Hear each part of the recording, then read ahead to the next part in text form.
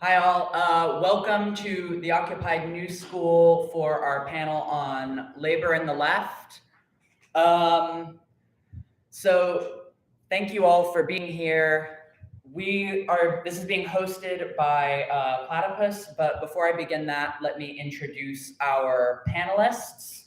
On the left here, we have Erin Hagood, who is the president of Platypus, Daniel Lazare, who writes for the Weekly Worker, Emmanuel Auerbach, who is been involved and active here at the Occupation, Michael Kpade, a member of the Student Senate here at the New School. So first off, a bit about the topic of the panel. The left's present political downfall or political downturn following the defeat of the 2020 Sanders campaign has seen the reemergence of unions as a prime political battleground. The left has hailed the recent founding of new unions in previously ununionized workplaces, such as Amazon and Starbucks. This past year has also seen major strikes at universities of unionized grad students at the University of California system and of part-time faculty here at the New School. However, although the struggle for socialism was fought on the basis of labor, historically, the relationship between trade unions and socialism has been ambiguous at best. For example, Marxists in the past used the term trade union consciousness to describe the subjectivity associated with the advance of the immediate interest of unions, which was counterposed to socialist consciousness, the subjective prerequisite for revolution to transform society. So the question then is, why has labor unionism seen an apparent revival? Why is it that historically labor has been the basis of socialist organizing? How should leftist students and activists relate to unions and union struggles? What is the role of unions for the left? How does the current labor union struggle advance or hinder the struggle for socialism? I'm going to clean off that mic because I can't account for all places it's been and people are speaking into it. Oh, sure. That's all COVID, yay! Yay, okay. So before I go ahead to our panelists, a bit about Platypus. We're a project for the self-criticism, self-education, and ultimately the practical reconstitution of a Marxian left. At present, the Marxist left appears as a historical ruin. The received wisdom of today dictates the past. Failed attempts at emancipation stand not as moments full of potential yet to be redeemed, but rather as what was, utopianism that was bound to end in tragedy. As critical inheritors of a vanquished tradition, Platypus contends that after the failure of the 1960s New Left and the dismantlement of the welfare state and the destruction of the Soviet Union in the 1980s and 90s, the present disorientation of the left means we can hardly claim to know the tasks and goals of social emancipation better than the utopians of the past did. To this end of reconstituting a Marxian left, we host panels like this one, public fora, research and journalism as part of our Platypus review, which you can get in the back of the room. We host our reading groups and coffee breaks every week here at the New School. We meet this past semester, we've been meeting Tuesdays at 6 p.m. and Wednesdays at 2 p.m. for reading groups and coffee breaks, respectively. If you'd like to find out more about our syllabus for next semester, please speak to Daniel in the back. As for the panel itself, it's going to be organized in opening statements from each of our panelists. You will each have approximately 10 to 15 minutes for your opening statements addressing the prompt. Afterwards, we will have brief opportunity for the panelists to briefly respond to one another, and then we'll be opening up for Q&A. And with that, if we can get started with Erin Hagood. We're moving from my left down. Hi, everyone. Okay, so I'll see if I can keep this in mind. We'll see what happens. I was told I was going last, but sorry. The occasion for today's discussion is twofold. the adjunct faculty union strikes, and the student occupation of the New School. These events pose two seemingly unrelated questions.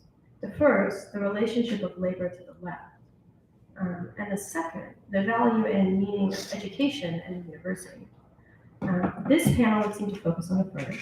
If there is time, I will try to relate it to the second, but I'm going to start, if I can, from the beginning and try and answer the question, the prompt, what's the relationship of labor to the left? And what does it mean now that there is a demand, once again, to go into labor unions or into labor organizing in order to variously revitalize, strengthen, or protect the left energy. So the famous lines from the Communist Manifesto, all history is the history of class struggle, are today opaque in their meaning.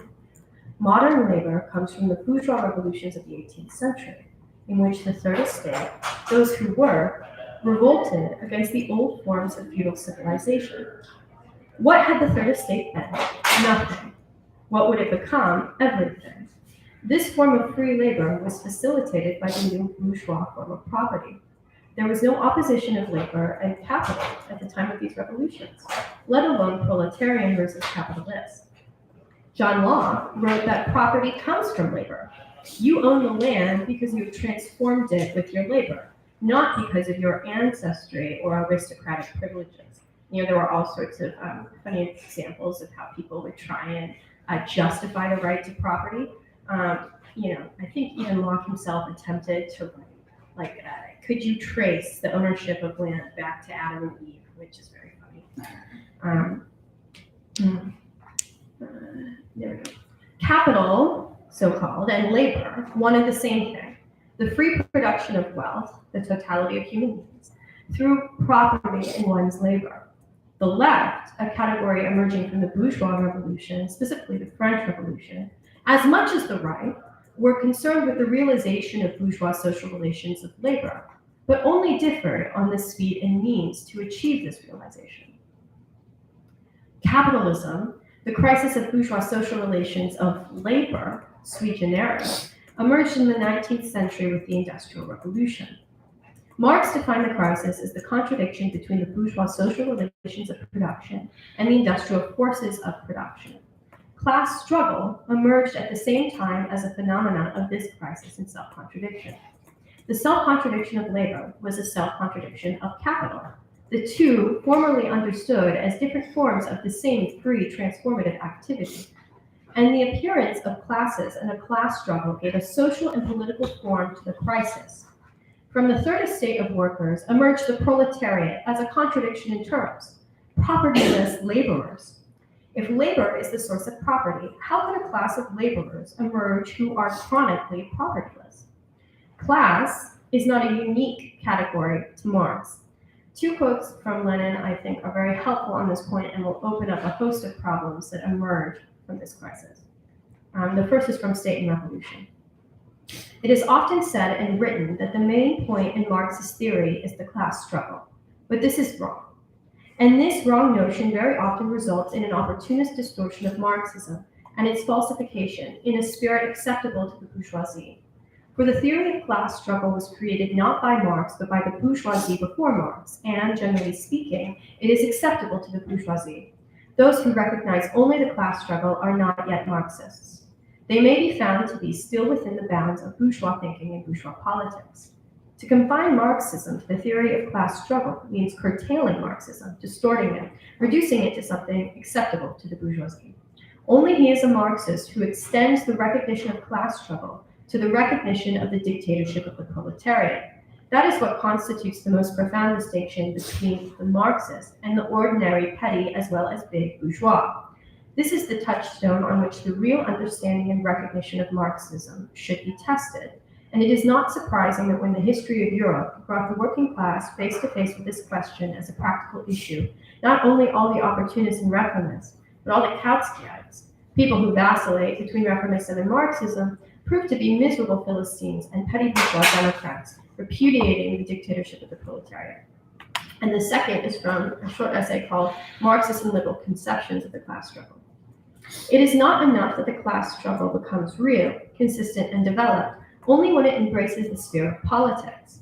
In politics, too, it is possible to restrict oneself to minor matters, and it is possible to go deeper to the very foundations. Marxism recognizes a class struggle as fully developed, nationwide, only if it does not merely embrace politics, but has taken in the most significant thing in politics, the organization of state power. Liberals recognize the emergence of this impoverished class as the offspring of a social problem calling for a social solution, perhaps more and better education, or even more dystopian solutions, such as the infamous Death Book. This is written by a utilitarian in England in the 1840s, calling for population control and family planning to ease social problems, were submitted as possible solutions. We, of course, have all of these today. We have people saying that the reason there are poor people is that we don't have enough education. We have people saying that it's because people have too many babies. I mean, all of this stuff, it just runs amok.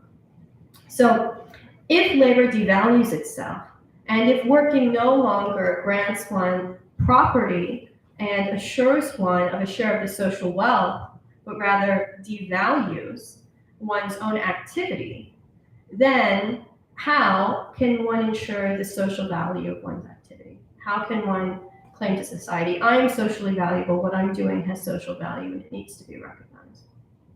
So what Marx recognizes is that labor seeks to abolish itself and capital seeks to abolish itself after the Industrial Revolution. So the more you work, the less valuable your labor becomes, because you create the different methods by which labor becomes more productive, which are objectified in science, technology, and general social intellect. And capital seeks to abolish itself, as in the more capital you create, the more superfluous it becomes, and you have a crisis of overproduction, so you have too many things. This also means that labor seeks to abolish capital, and capital seeks to abolish labor. And this creates the demand for politics. In the crisis of social value, politics becomes the last recourse for demanding the value of your activity be respected by society. This demand for the state to intervene in society is both the result of and the violation of democracy. So we demand democratically that the state come in and authoritarianly mediate our relationships in society. This is not an accident. This is not an accidental, but rather a necessary political form of the crisis of capitalism after 1848. There are a variety of discontents expressed by the proletariat and the capitalists in this context. So, for example, Engels in The Conditions of the Working Class in England starts with kind of the very basic, antisocial expressions of discontent in the form of criminality or even suicide. So the ancient world knows suicide from, the destruction of one's honor. You kill yourself because you didn't live up to the values of the community. Only modern society knows of suicide from despair. And it was incredibly shocking the first time this happened. It was in, newspapers. I see some faces in the audience. People don't believe me. There's a book called Suicide by Emil Durkheim. You can see how crazy it was to people the first time this form of suicide became, not an outlier, but rather a kind of essential part of social life. So you have that, but you also have some of the things that we've been called upon to talk about today. The organization of associations of workers in many forms, not just labor unions, mutual aid organizations, anything that you can imagine. And of course, there are discontents from capital too. We know that today, Mr. Elon Musk, right? Clearly, he has discontents with the way things are, the problems in society. And none of these discontents lead necessarily of themselves to unity, as in these discontents can often and usually are one way or another at odds with one another. And so the task of the historical struggle for socialism was to, through the... You have 1 minute. I have 1 minute. Okay. Wow. Okay. Sorry. No, it's all right. It's Okay, I'll see if I can get to the end. Was to, through the Party for Socialism, unite these disparate and really overcome these disparate and often antagonistic discontents through the struggle for socialism. And that would be constituting the proletariat as a class in itself and as a class for itself, as a revolutionary tendency in society capable of organizing for state power and political leadership of the revolution. And that's the interest of the left in the proletariat. Now, okay, labor. Today, I would say class appears invisible, right? And I didn't come up with this myself. Adorno says this in Reflections on Class Theory. As much as we can say around us that the standard of living may have seemed to rise, people claim that all the time. The question of the impoverishment of the proletariat for Marx, and this is something I think very usefully Martin Nicolaus points out, who is instrumental to recovering Marx for the New Left, is not so much about the level of one's wages, but rather about the total social power of the class. What is the ability of the proletariat to make its own life? Well, today, we don't even know whether a proletariat exists. Let's be very clear, right? There isn't some sort of, let alone international, but nationwide struggle of the proletariat that could put forward demands on the state. And so it's very difficult for us to measure through, for example, the gains of different unions. What is the relative power of the working class? Instead, what we have is a society that's ruled really by different democratic discontents, and the unions represent this today. And so I'm not here to kind of pass judgments on whether the unions are good or bad. I used to have a job in the UAW, and actually I was in a UAW local for a while. And people should just be very aware. What do your union dues go to when you're in a UAW local? They go to getting Democrats elected. A large portion of them do. That's just the reality. And perhaps this is in the interest of the workers, as in perhaps there is an understanding that this union is going to help these people get elected, and then they're going to be benefited by this political party. Nevertheless, that also happens at the expense of other discontents by the working class, which are inevitably represented by other political forces in society, right? So, worker discontents with the lockdown would not find themselves allied with the Democratic Party, right? And so the unions today really represent a, a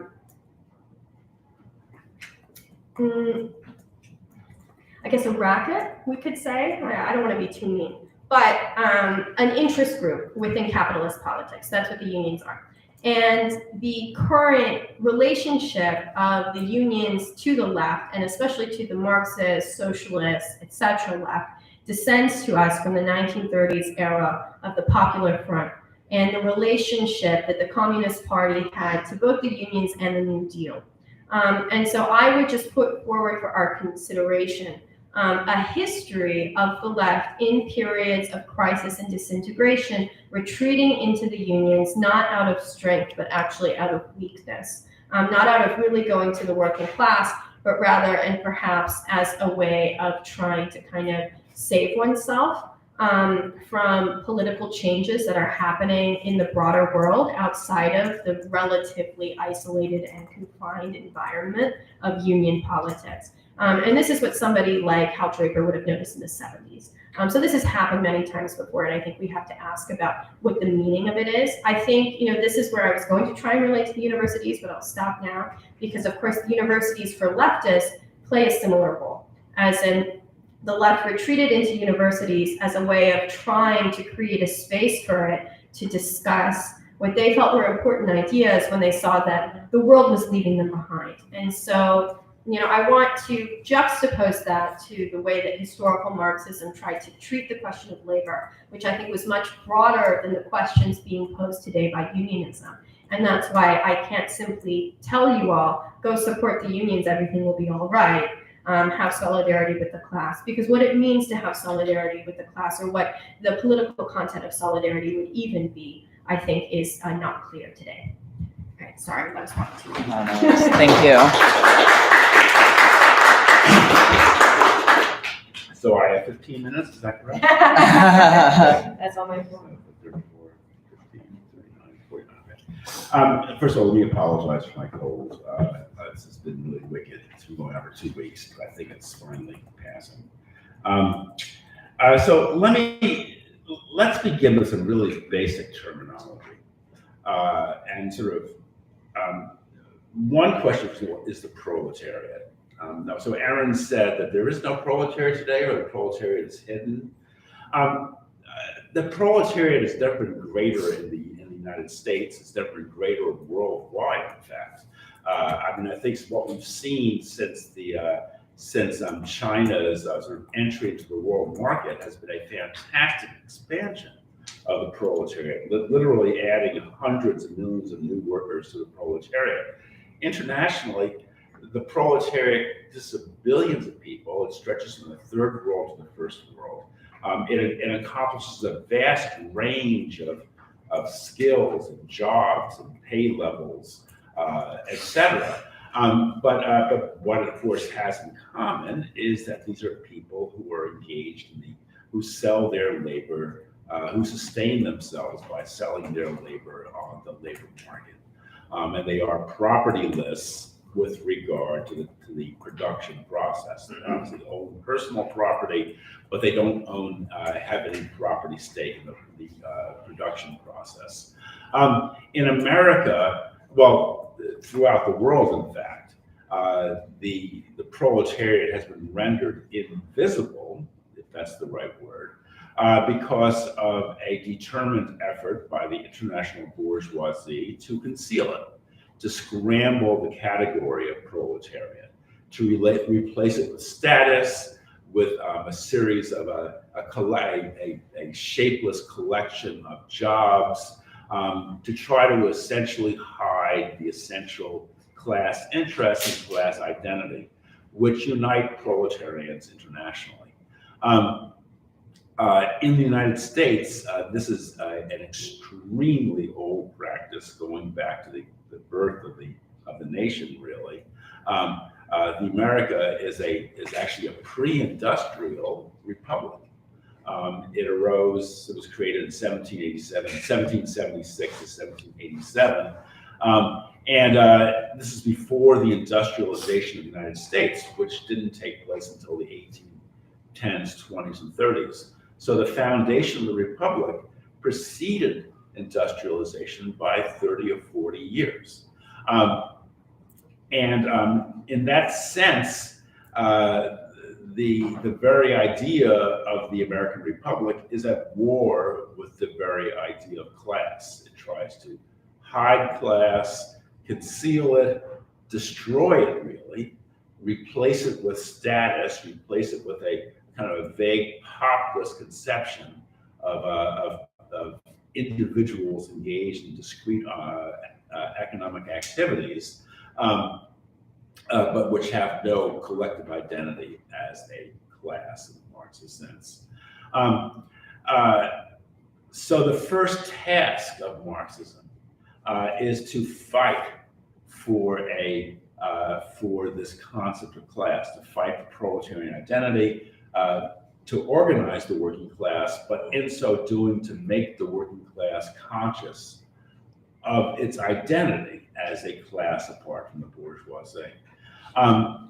So the question here is, what is the relationship between socialism and the trade unions or the working class? I would argue that the relationship is that between politics and economics. Trade unions, labor unions, are economic organisms in which workers get together and fight, either across trades or within industries or within individual corporations, and fight to advance wages, to improve working conditions, to fight for a measure of democracy in the workplace, so that workers cannot be fired summarily, for example, at the whim of the boss, without any sort of due process whatsoever. And workers fight for this through the principle of solidarity. That solidarity means that workers essentially band together and recognize their collective interest and agree to stand together arm in arm to advance that collective interest. A strike is a collective withdrawal of labor, not an individual withdrawal where the individual worker says, take this job and shove it, but workers who get together collectively and collectively withhold their labor in order to apply pressure on management to agree to a working class program, one in which the collective bargaining will take place, a contract will be fought for, and some kind of basic fundamental elements of democracy will be introduced into the workplace. Now, in America, and America is actually pretty extreme in this case, America has a long history of business unionism going back into the 19th century, in which labor unions were seen as merely mutual aid societies, without any class dimension and certainly without any political dimension. This is the Gompers tradition of the old AFL, sorry, which goes back to the 1880s and 90s. And the idea was to strip down the ideal labor union to its bare minimum, the bare minimum of mutual self-help. But essentially, each unit of a labor organization would be independent and self-operating, obligated only to its own members, essentially a club or a bowling league. Gompers, Gompers tried to organize only skilled workers. He actually kept out unskilled workers because I believe that skilled workers could fare better if they banded together to the exclusion of other workers. Gompers was a racist, so he tried to reserve these skilled labor unions for white males and actively excluded non-whites. And Gompers was extremely hostile to socialism and very friendly to the Democratic Party, which essentially was succeeded in incorporating Gomper-style skilled unions into the general Democratic Party ward heeler structure, so that a labor boss, and that's actually what they were called, would work hand in hand with a local political boss, doing deals, engaging in mutual back You have scratching. 2 minutes. Just 2 minutes.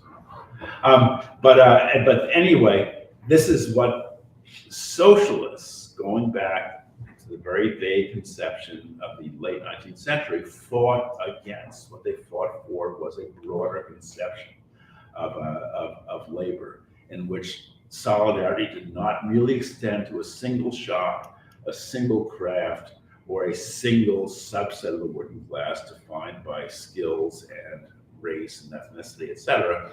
But solidarity would extend to the entire proletariat, and the proletariat consisting of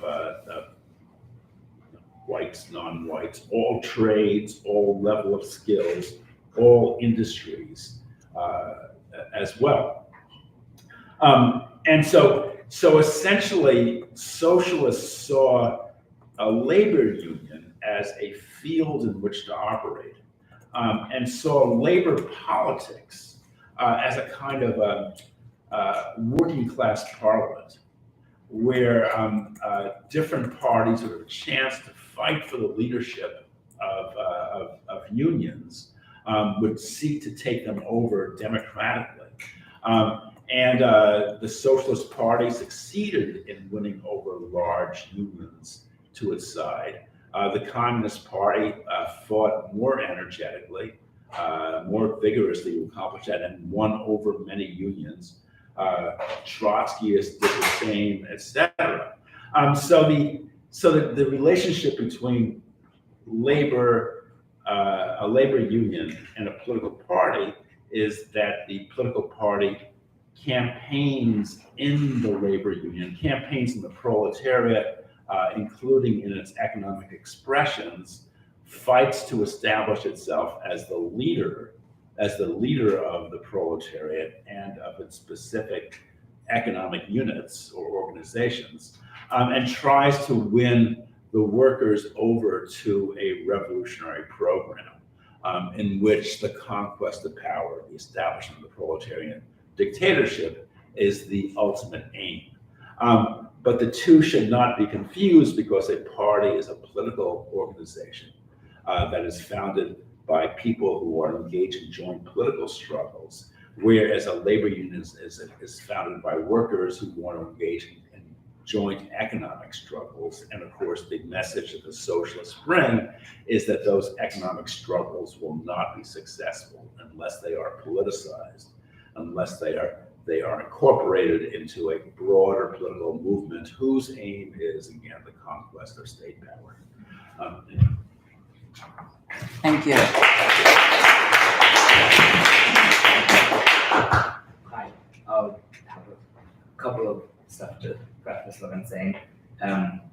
First is that I did not have enough time to prepare anything. I've been very much busy with the occupation throughout the past 8 days.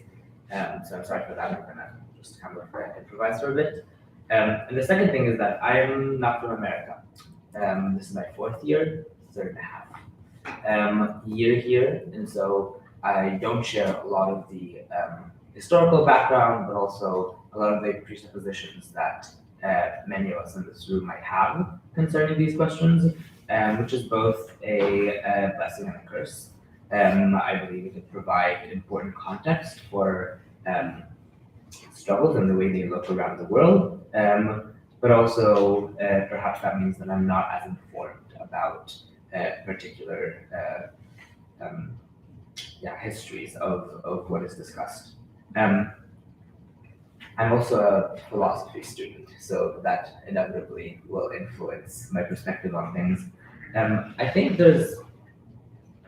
what is important to remember, especially when it comes to our present context at hand, but also in the larger question of what was discussed, is that we should not assume what the question of union politics, union activity is nowadays. There might be too easy of an assumption of what that means, what that looks like, and what it works towards.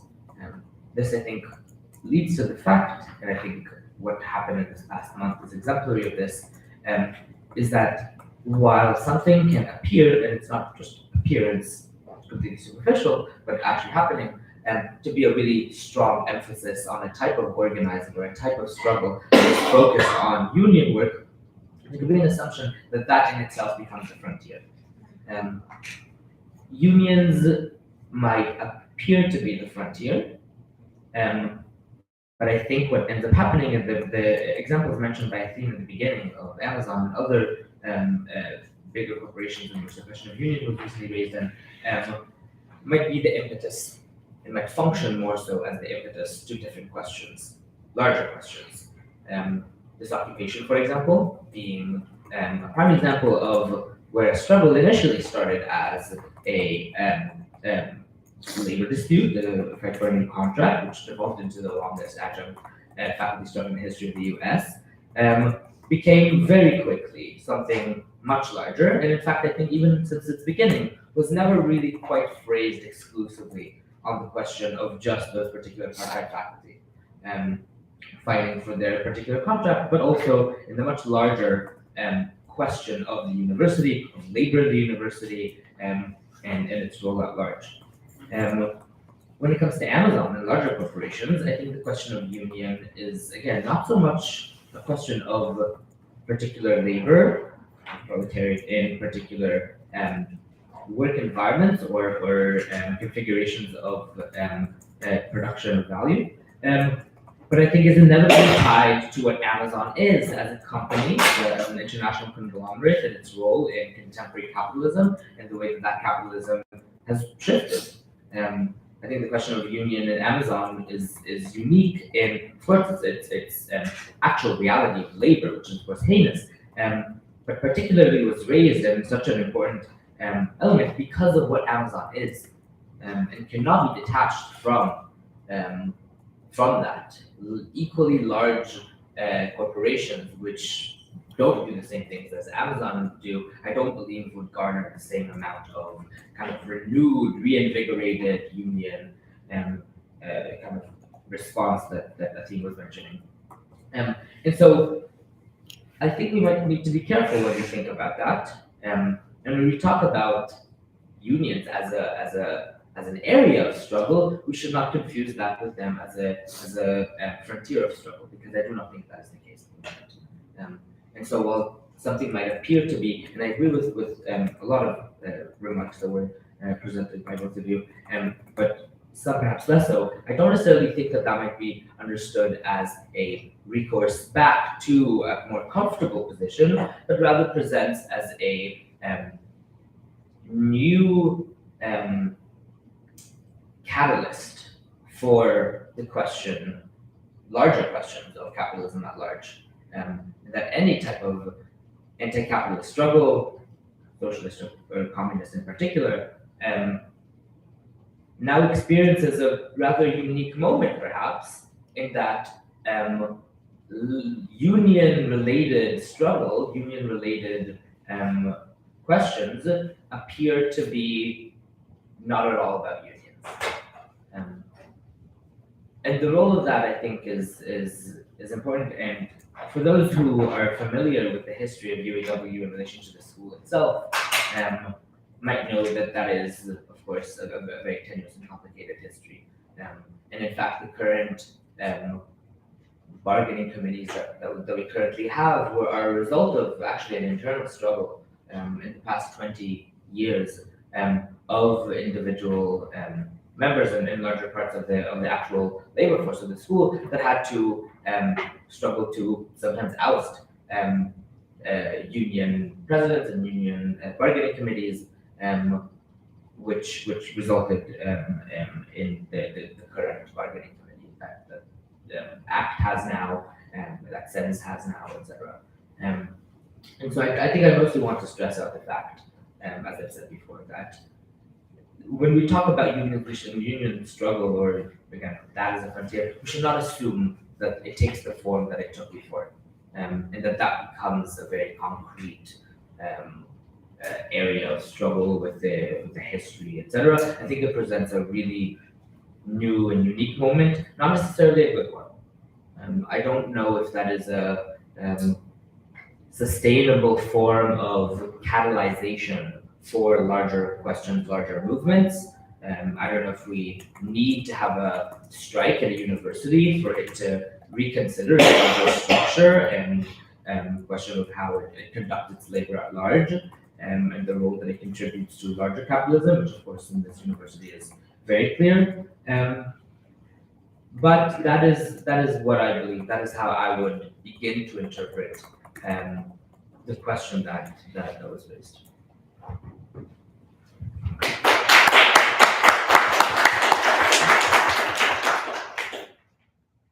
Okay, hi, I'm Kpade, as Athene stated before. I am from the new school. I'm a member of the Student Senate, and I prepared something, but I agree a lot with most of what the previous, what are they called, panelists have said before me. But I would like to kind of like focus a little more on like how does the left really relate with like labor, like as not just as someone who like understands the left a little bit, but as someone who is like a state person or a policymaker. Like how do you think about the left in like correlation with that? So I tried to go kind of in order with the way the prompt went. And so I'll just start reading. In response to the first prompt, the question behind the reemergence of labor movements and the left's position on this. And I think like most things left, it's necessary to take a dialectic approach to this question. The first statement that was made was like, is Sanders' defeat what really spurred the labor movement's action? I am an aspiring economist. I don't think so. I thought the labor movements that have like grown on an international scale have been like strongly influenced by the pandemic. A lot of the things that happened during the pandemic kind of showed workers in general this kind of the power they possess, and kind of shifted the scale between employers and workers, and that really has like resulted in this kind of like chain reaction between like Amazon with a lot of strong corporate powers that have kind of been affected by just how the pandemic resulted in this shift within worker relations with employers, simply because of the fact that there was kind of this forced withdrawal of labor, this shifting and this reorganizing, and it kind of re-sparked the flames of worker movements. And that's like a personal opinion, but I think this raises different questions, like what exactly is the left, and how do we decide when labor movements are really left-wing politics or not? How does the left behave with relation to labor then? So, what is the left? This is important because before we can begin to talk about labor and trade unions, etc., we need to be asking ourselves, what role exactly do they play in the left? And to my understanding, the left, Marx, Engels, Trotsky, Lenin, has existed as an intellectual self-critique of the socialist movements that existed at the time to ensure that they weren't falling beneath the threshold of the task for socialism or communism. So what I believe is most essential in every iteration of the left that you identify with is that it isn't merely reactionary, but it points beyond the present social conditions and vehemently seeks to overcome them and the tools that manage these conditions.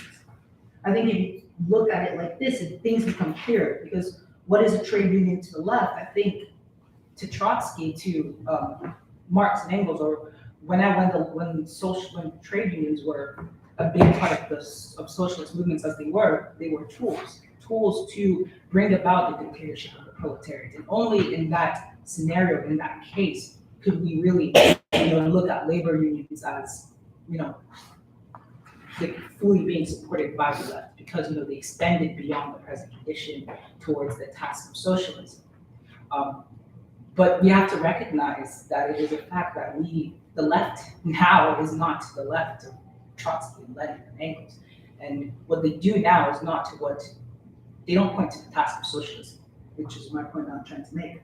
And so I think that's the most important question for the left. One thing I hear a lot is that it creates a space, for proletarian education and leftist communication. And perhaps in that way, the goal is to organize workers into proletariats and fight to improve present conditions, yes, but with the intention of moving beyond that and overcoming the structural foundations of these present conditions. I don't recognize that in many unions today. While they mostly try to look independent, they have been known to be strongly related to the greatest capitalist party that we have, Democrats. And finally, to my third question, how does the left react to them? Well, usually given our critical nature, the left is quick to take these movements with a grain of salt.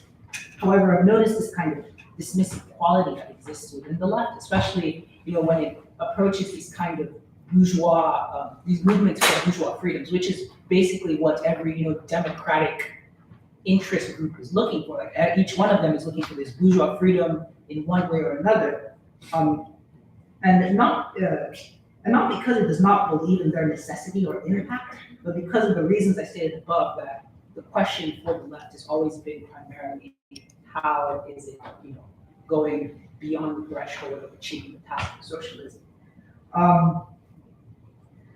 I think in my personal life, I've come to recognize the vitality of the movement, regardless of whether I believe it is left enough, or if you believe whether the actual purpose or ideology of what they're fighting for is really left or not. I think relating this to how you as a leftist and as an individual look at struggles and relate to them is you have to take that kind of intellectual self-critique on two independent scales.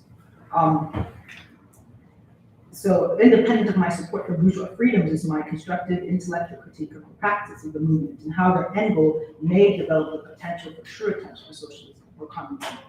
And I think this is hard, can be hard for some people, especially if all of you is left, or if it's really hard to just kind of independently distinguish between whether something is vital and important and whether something is vital and important for the left. So the case study, so like I said, I'm a freshman undergrad, economics major, and I'm with the student senate, and one of my personal dilemmas occurred during our very recent strike, the longest agent strike in this nation's history. As a leftist, I struggle to come to terms with my association with the strikes itself.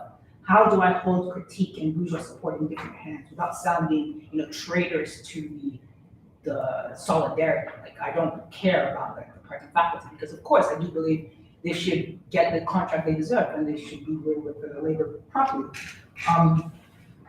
The Senate operating as an official student body behaved very insufficiently in, like some students would say that would be very insufficiently based on, the political emotions and heat of the students and faculty's solidarity.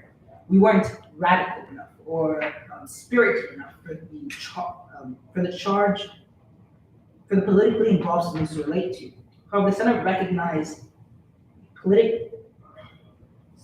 recognized how politically charged the community was, and true to our contracts and pledges we made our sole focus, the universal focus of all students, which then and still now is grades. While SFS, the union, were creating these student demands that we felt weren't meeting the threshold of maximizing the students' ability to be protected during the strike, one of the most interesting things was that we all got into these meetings and we immediately started acting bourgeois. We got into these meetings and instead of like thinking about the movement, You have 2 minutes. we started thinking about, what is this demand? How is it dealing with students? Why should we give everyone A's? Why shouldn't we, should everyone get A's? Should the students that didn't care about their grades get A's? Like we were really critiquing these issues and like thinking about this on a general platform. And I think afterwards, after the strike ended and I was reflecting on like, why did I think this was wrong? Why did I think it was not irrational to give everyone A's? The strike had an impact. And I think that is the thing that happens, that the left kind of like needs when how do you personally relate to these movements. It's like this reflective nature on like, why do we believe things are rational? Why do we believe things are irrational?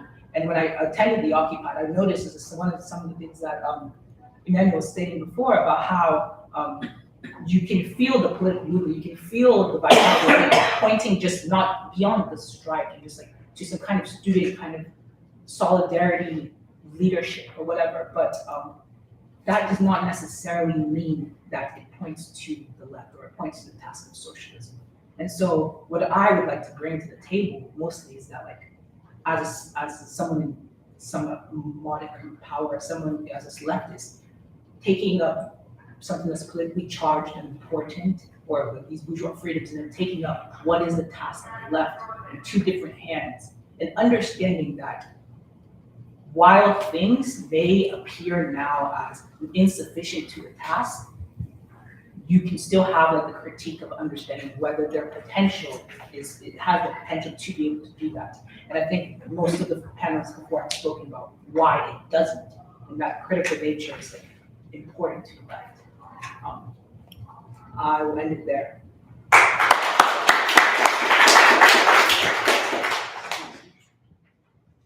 Okay. If any of the panelists would like to briefly respond to one another, you have approximately, I'd say 2 to 3 minutes to do that. So would you like to start? Thank you, everybody, for your interesting remarks.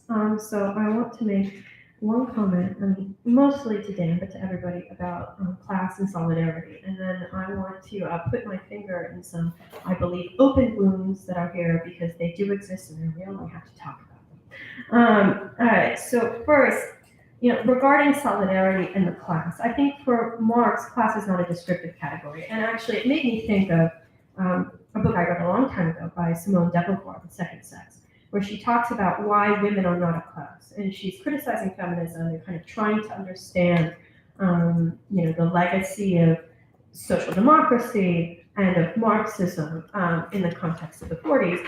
And she says, well, okay, there's organic solidarity and there's mechanical solidarity. And mechanical solidarity, and of course she's not a Marxist, but I still think this is interesting, relies upon a sort of descriptive similarity that we can say all these people are women because they have a certain description in common.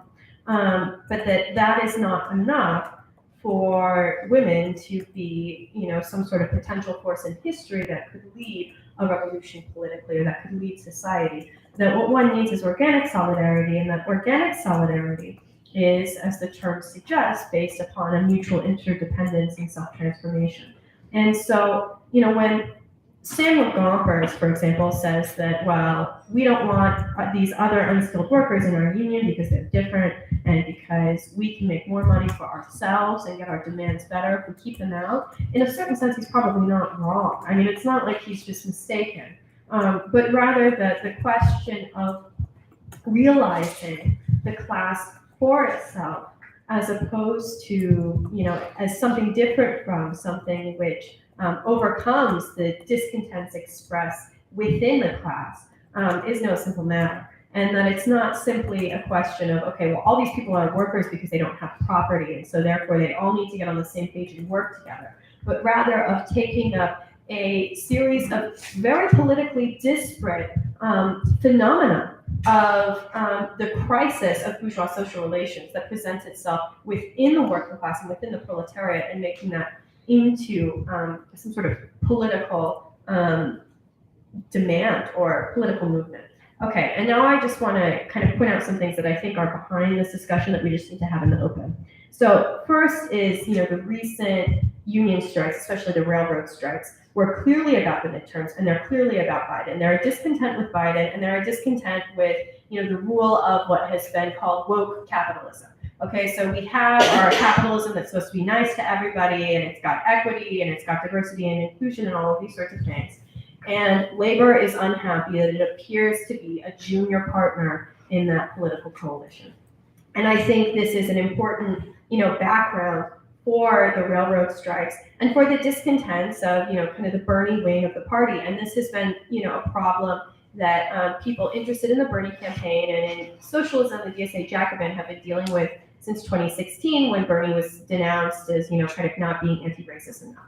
And so I think this is still here. And in fact, this very problem presented itself in the Columbia strike.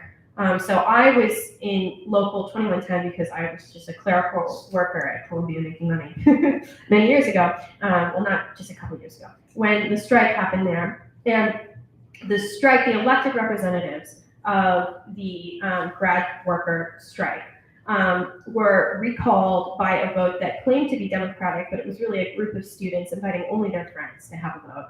People were very upset about it.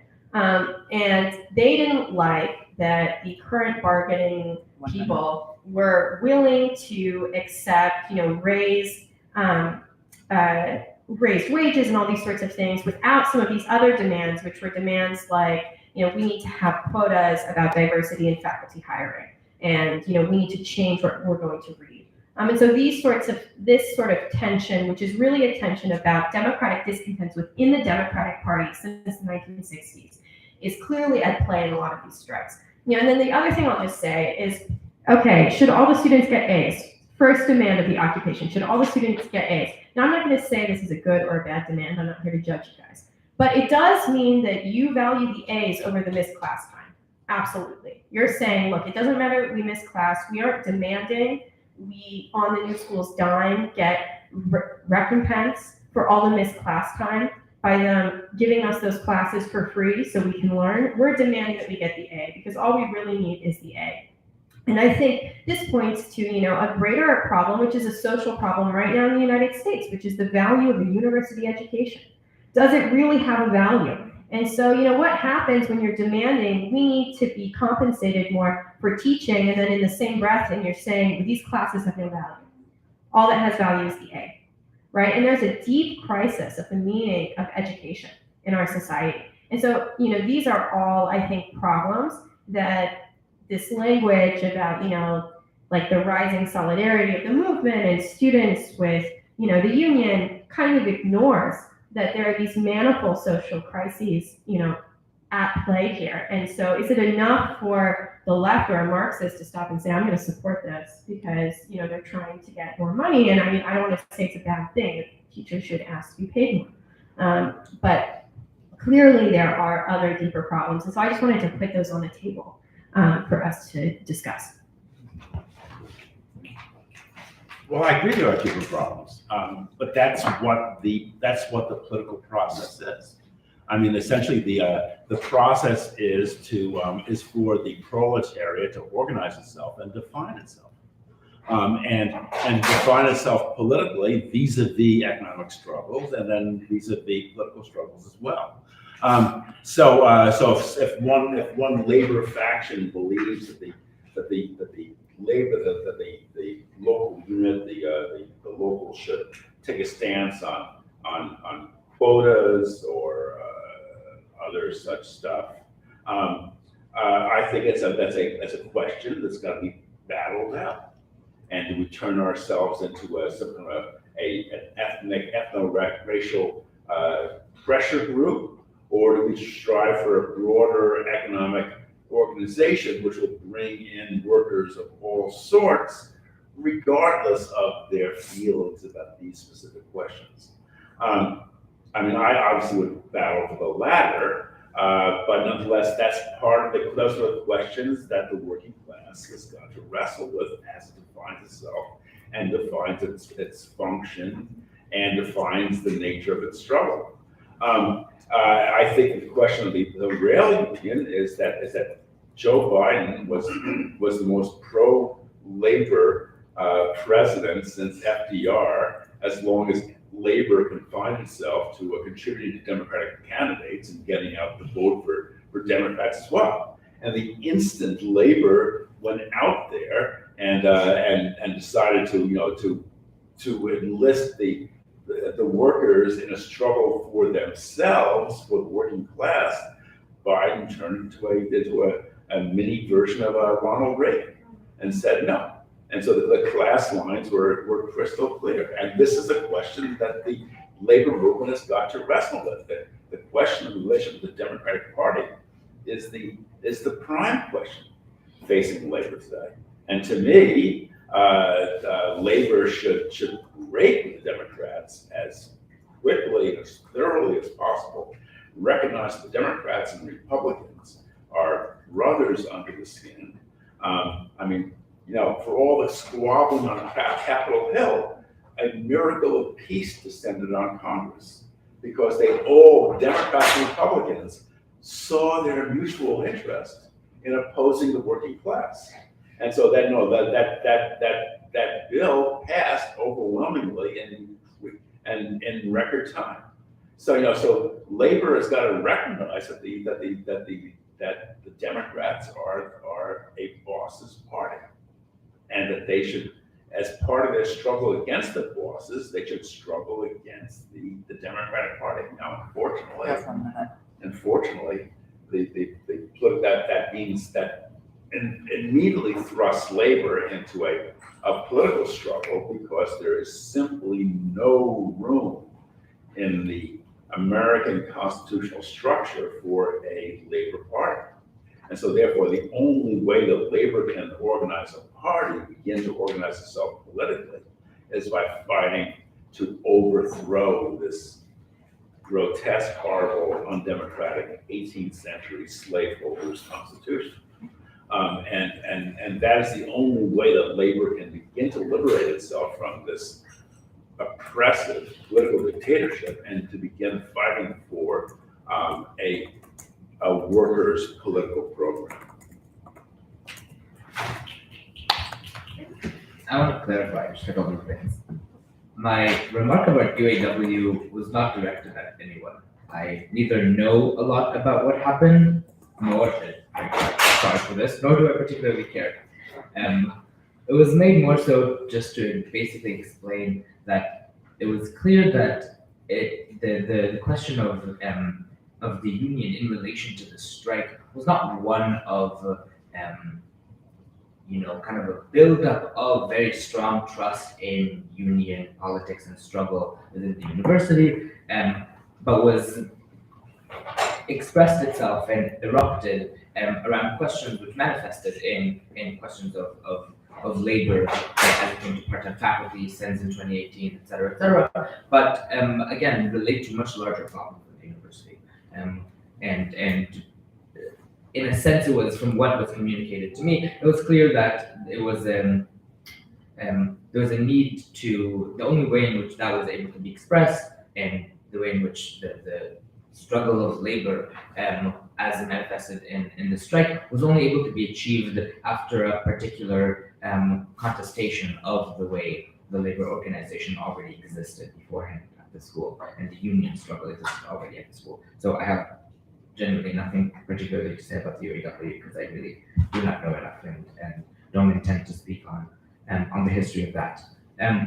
As it goes to grades, I tend to agree with you. And in all honesty, when demands around grades were raised, etc., a lot of the questions regarding to that came from particular protection of insurance protection for particular students, particularly in relation to, and I'm an international student, but I'm not afraid regarding my visa. A lot of other people are. Weirdly enough, more domestic students care a lot more about us and our visas than we actually care about our visas.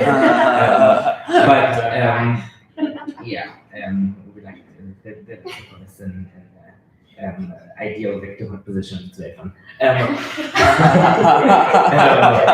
Financial aid, it's great. Anyway, but in that regard, it was more so to ensure that people who need the financial aid, who need the visa, and might be in particularly precarious positions because of that, and chose to, in solidarity, not cross the picket line, will be ensured that their status in school in this country could end precisely, and so they would be able to actually continue their education. I agree with you that there's a much larger problem. I'm not exactly sure I would phrase it in the form of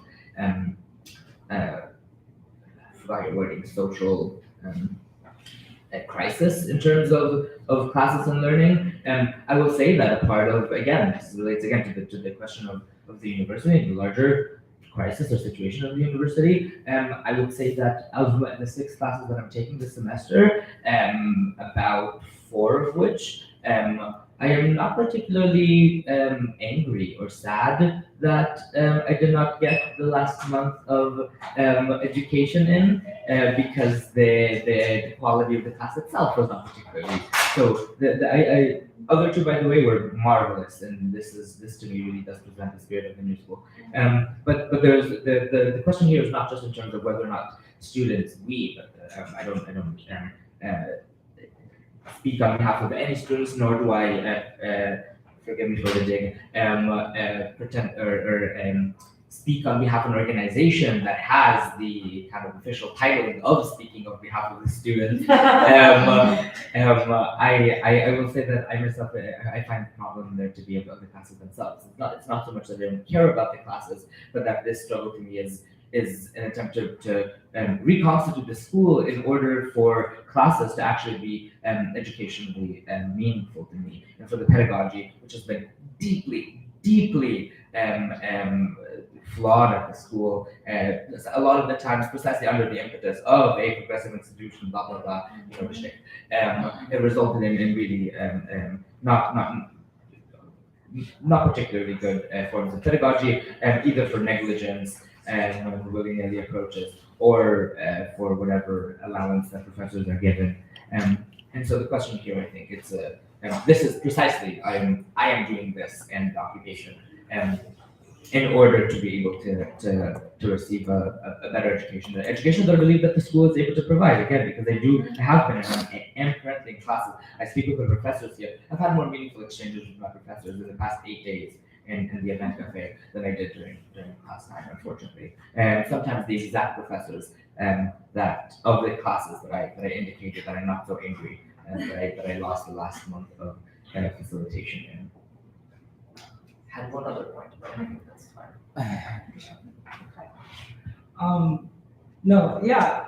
One of the things I want to add was I brought up the whole thing about the Senate and our reaction to some of these demands, just to show that to be in a political movement always feels different than to not have any awareness of what is going on. When I stepped into the occupation, my perception of the political movement changed, but that is not I think that is where I want to distinguish between what getting swept in the heat of a movement versus understanding what is the left's task in this movement. And I think that's important because when it came down to it, something Emmanuel mentioned before about the visa question, most of our questions revolved around okay, how many people think this is a problem? Because when you get into a group like that, you begin to think how do we empirically and like collectively put something rational together. But when you see the movement and you hear the conversations that are going on, and you see the community building, and you see the effort to collectively create a society that, extends beyond just like this kind of hypocritical education that we receive at the new school that the strike has proven, but also shows that we have the potential to actually meet the demands of the education that we want to receive. You begin to think about these demands differently. Like, how does this, why can't we ask for everyone to get A's? Even if it's not bourgeois, even if it doesn't really connect with my previous understanding of rationality, why can't it be a demand that we support just because for the sake that this movement has taken so much time to think it through, and they deserve it. So, I mean, that is one thing, I know we're talking about the left and we're talking about these relationships between how do we bring up that self-critique and how does this point towards socialism or how the unions point towards that in general, but I still think it's important to not forget what a movement is and what a movement can do, because I think that's also why we still have a lot of leftists here in this occupation. Even if we don't necessarily believe it points beyond socialism, does not mean it doesn't point anywhere at all. I think it's something I want to add. Even saying that, though, I don't think as leftists I would we would fully support it or fully say oh yes, we are in solidarity, because I mean that wouldn't be in connection with what the left is. So that's something I want to put in there for reaction's sake. And I also think it's it's important or interesting to understand this kind of historical, because I asked my question this last night a lot, the proletariat and the working class. What exactly is the difference? And why, you hear a lot of people talk about this and they're going to bring up workers are doing this and workers are doing that. And this is why it's so important. But if we're connecting this to the left, I think it's very great that our panelists have spoken about this importance or imperativeness of class and this class identity that no longer exists, and how this connection to the current capitalist politics of the Democratic Party it just proves if you want to think about how all of this goes in with worker struggles are not exactly the dictatorship of the proletariat, just because of these internal conflicts that exist between workers, and this what current capitalist politics does to just adopt a certain part of these democratic conflicts and pit workers against each other. Because not all workers are Democrats, not all workers are Republican.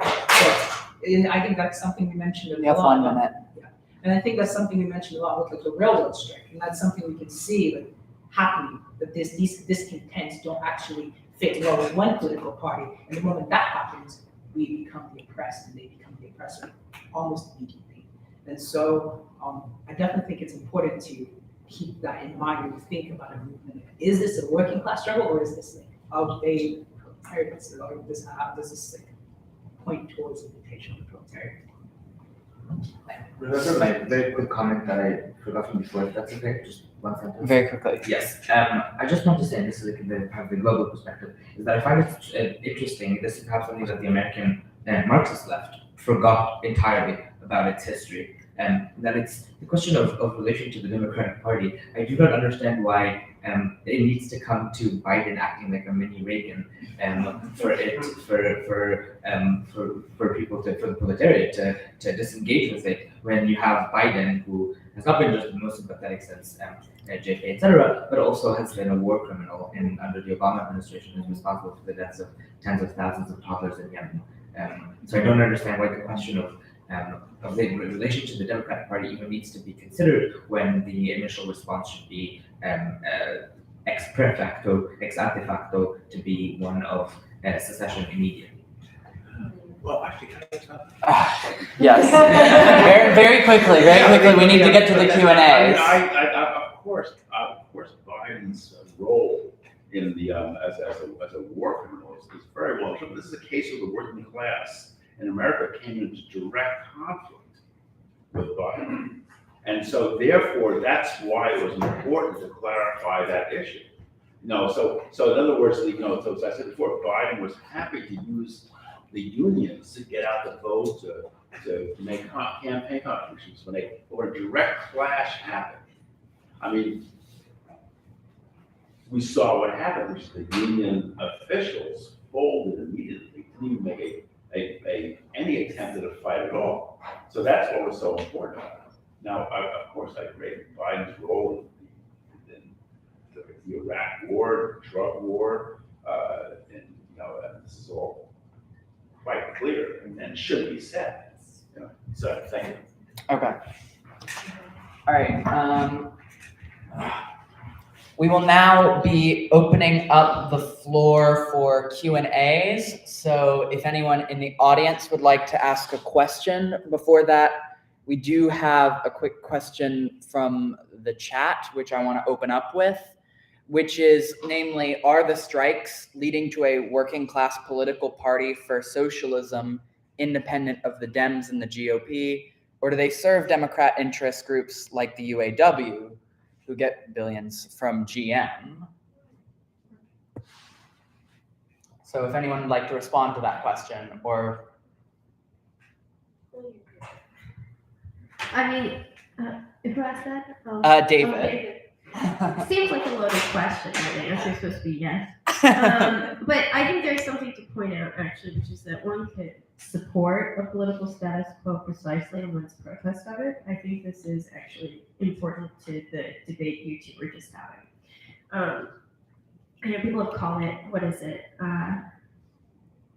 People used to say, what was the word? Referendum with guns, that even like somebody as radical as the Panthers might just be referendum with guns, that all sorts of discontents with the Democratic Party might in fact be, a concession politically to that very party and to that status quo. Even, protests against, the war effort or all sorts of things that they've done. And so I think that is kind of, important. Dan, you talked about trade unions being an economic organism.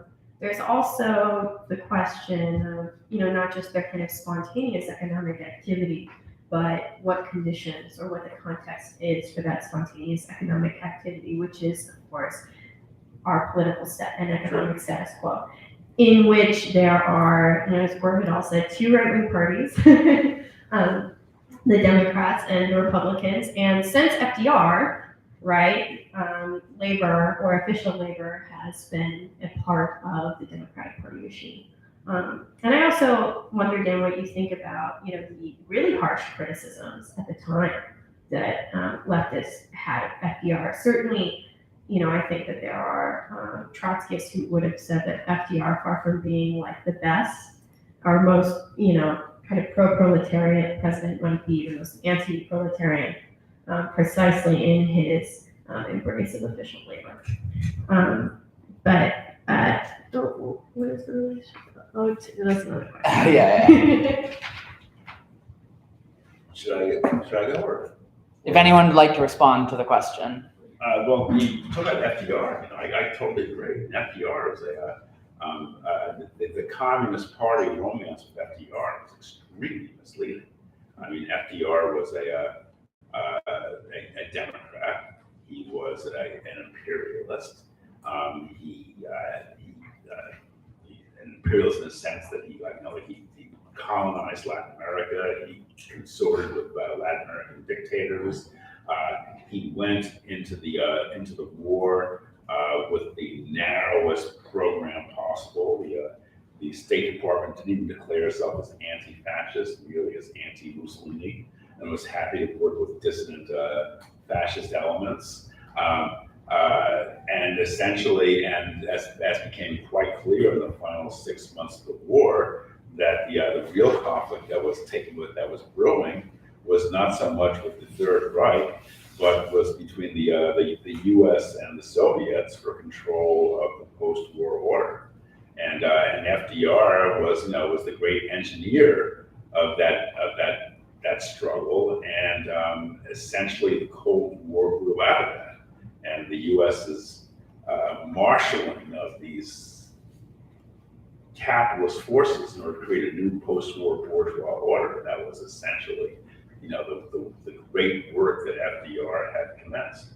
Well, so then, wouldn't, the UAW, as really the offspring of this post-war order that FDR commenced, I think what the questioner is trying to provoke is, well, if these strikes are just strengthening that, then why is it, that we would say that this is, salutary for the left or somehow going to help the working class to begin to oppose the Democratic Party? Couldn't it very well actually, this strike wave, couldn't it actually support that post-war order that you're talking about? Yeah, it could. It definitely could. But of course, it'll wind up being at the expense of the working class, because the post-war order is fundamentally a bourgeois order and an anti-working class, and therefore anti-working class. I mean, and the fight in the UAW is not simply to side with a Democratic Party adjunct, but it's to socialize, to revolutionize the UAW. I mean, the UAW is actually now in the middle of an intense leadership fight, and it's essentially to elect a new leadership of the UAW that'll steer it in a socialist direction. And so when you support a strike by the UAW, you aren't supporting the brass, the union bureaucracy. You're supporting the workers, and you're hoping to use the strike to turn the workers against the union leadership to elect a new leadership. Now, you can't do that automatically, and I think actually, Michael, you referred at one point to unions as a tool of socialism. That's a very dangerous thinking. I mean, unions are democratic economic organizations that socialists fight within, but they try to fight for better unions and for workers to take a more active militant role in the unions for the sake of the unions, and realizing that the unions can only fulfill their role most completely by fighting for socialism. Michael? No, yeah, I just want to add that, I completely agree. I think I use the word tool because I was kind of thinking about it in terms of the tactics of social democracy, where Engels talks about democracy, and he talks about it as the tools for the left at the time, because that was a weapon that was working against the bourgeoisie compared to blazing in guns when they had more advanced weapons. And so under the leadership of if it was being geared towards a socialist cause, then of course I think the union would be a tool to create the space for socialism. Under the leadership it has now and the direction it's going, I don't have to agree with you completely in that case. Oh wait, sorry. I also wanted to add just an direct answer to the question about because I this is also kind of correct too, but it was also it can support because they're connected to Democrats, what the independent thing can the unions point towards to, and I think this relates back again. The leadership is important because unless it is really geared towards social cause, if it is geared towards social cause, then it has the ability to open space for potential to going beyond the threshold for change. Right. Quick. Yeah, Dan, it seems to me that part of what you're trying to suggest is that the unions represent the battle for the leadership of the proletariat. And I don't know, what I'm trying to say is I don't know that we can take that for granted today, the way that it may have appeared to be the case for Marx and Engels in the 40s, or even for the Second International in the late 19th century, when unions were a lot more independent of capitalist political parties than they are today. Where there might have been a lot more openness, and so I think we do have to ask ourselves, okay, do the unions really represent the actual struggle of the working class? And I felt like that's part of what even Emmanuel was kind of pointing to with his questions about, well, but what about disagreements with this and that? And what about, the war crimes and these sorts of things? And aren't there other kind of political and social movements, discontents within society that one could equally or just as well say are a site of the struggle for the leadership of the proletariat, which are not, and maybe are even primarily not within the existing union structures. I just can't imagine what that would be. I mean, yes, the fact that unions are tied hand and foot to the Democratic Party, essentially cripples them as expressions of worker militancy and self-defense. That's absolutely crippling. That's why the unions must break, any and all ties with Democrats. But what other organizations could take a union's place? And a union is a democratic organization embracing all workers of all races, genders, etc., and occupations as well. What can replace that? A more specific group of workers, cigar workers, tech workers, workers delineated by race or gender. I mean, surely that's completely contrary to the spirit of socialism. What about the opposition? Right. What about the opposition, for example, to the lockdowns that was expressed not in a particularly organized form, but across the United States and also, in Canada with the truckers? There are lots of different political phenomena that take place outside of the organizations of unions, which are politically led, not by the left, certainly not by the left, but they are politically led. And how can we say that, the existing unions represented the kind of discontents that the working class has with the status quo any more than, the MAGA organization does? Like, really? Well, wasn't the truckers' strike an expression of those MAGA forces in a Canadian context?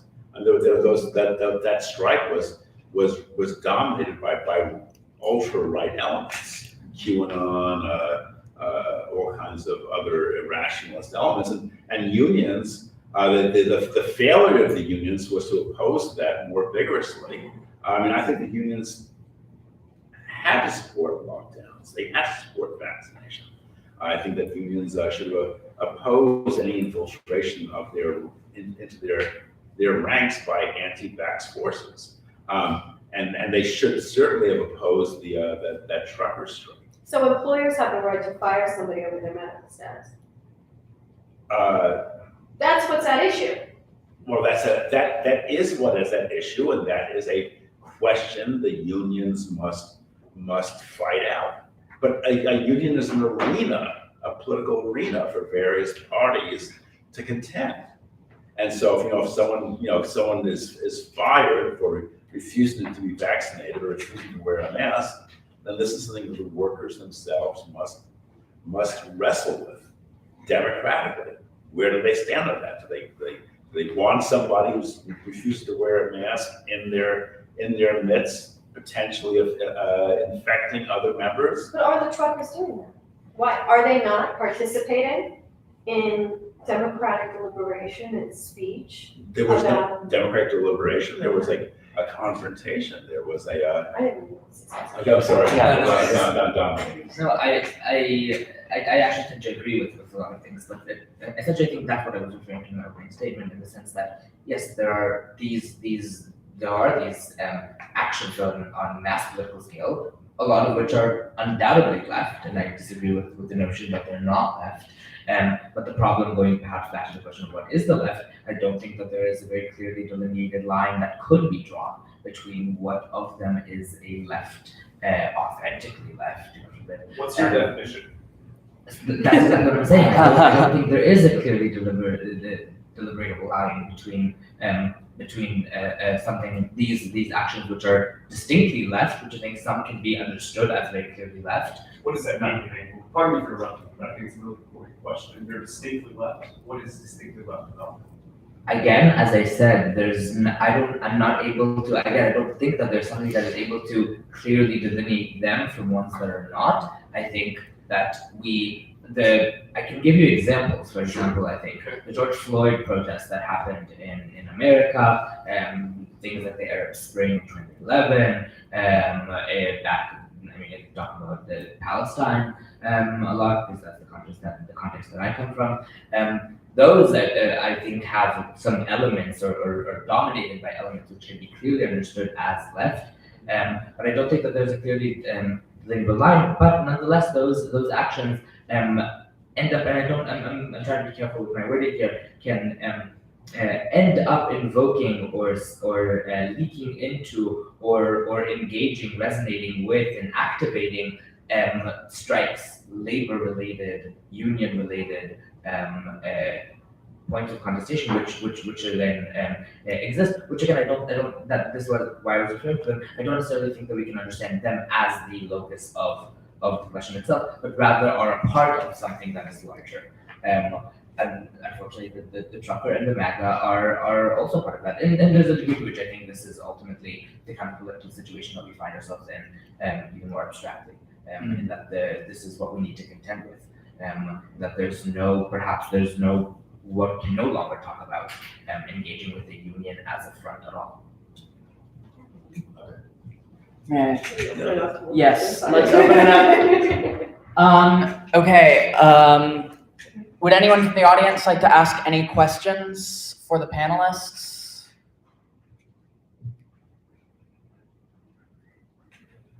Daniel? If you just want to speak up.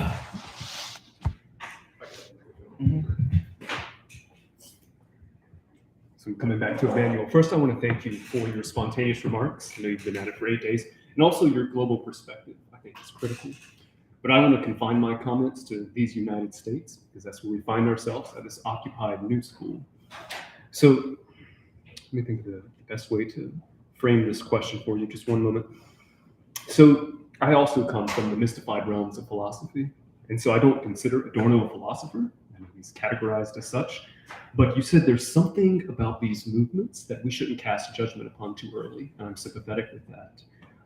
My question is, what do you see, and this is the Adornian language, what's your intimation that these movements point beyond the reconstitution of capitalism?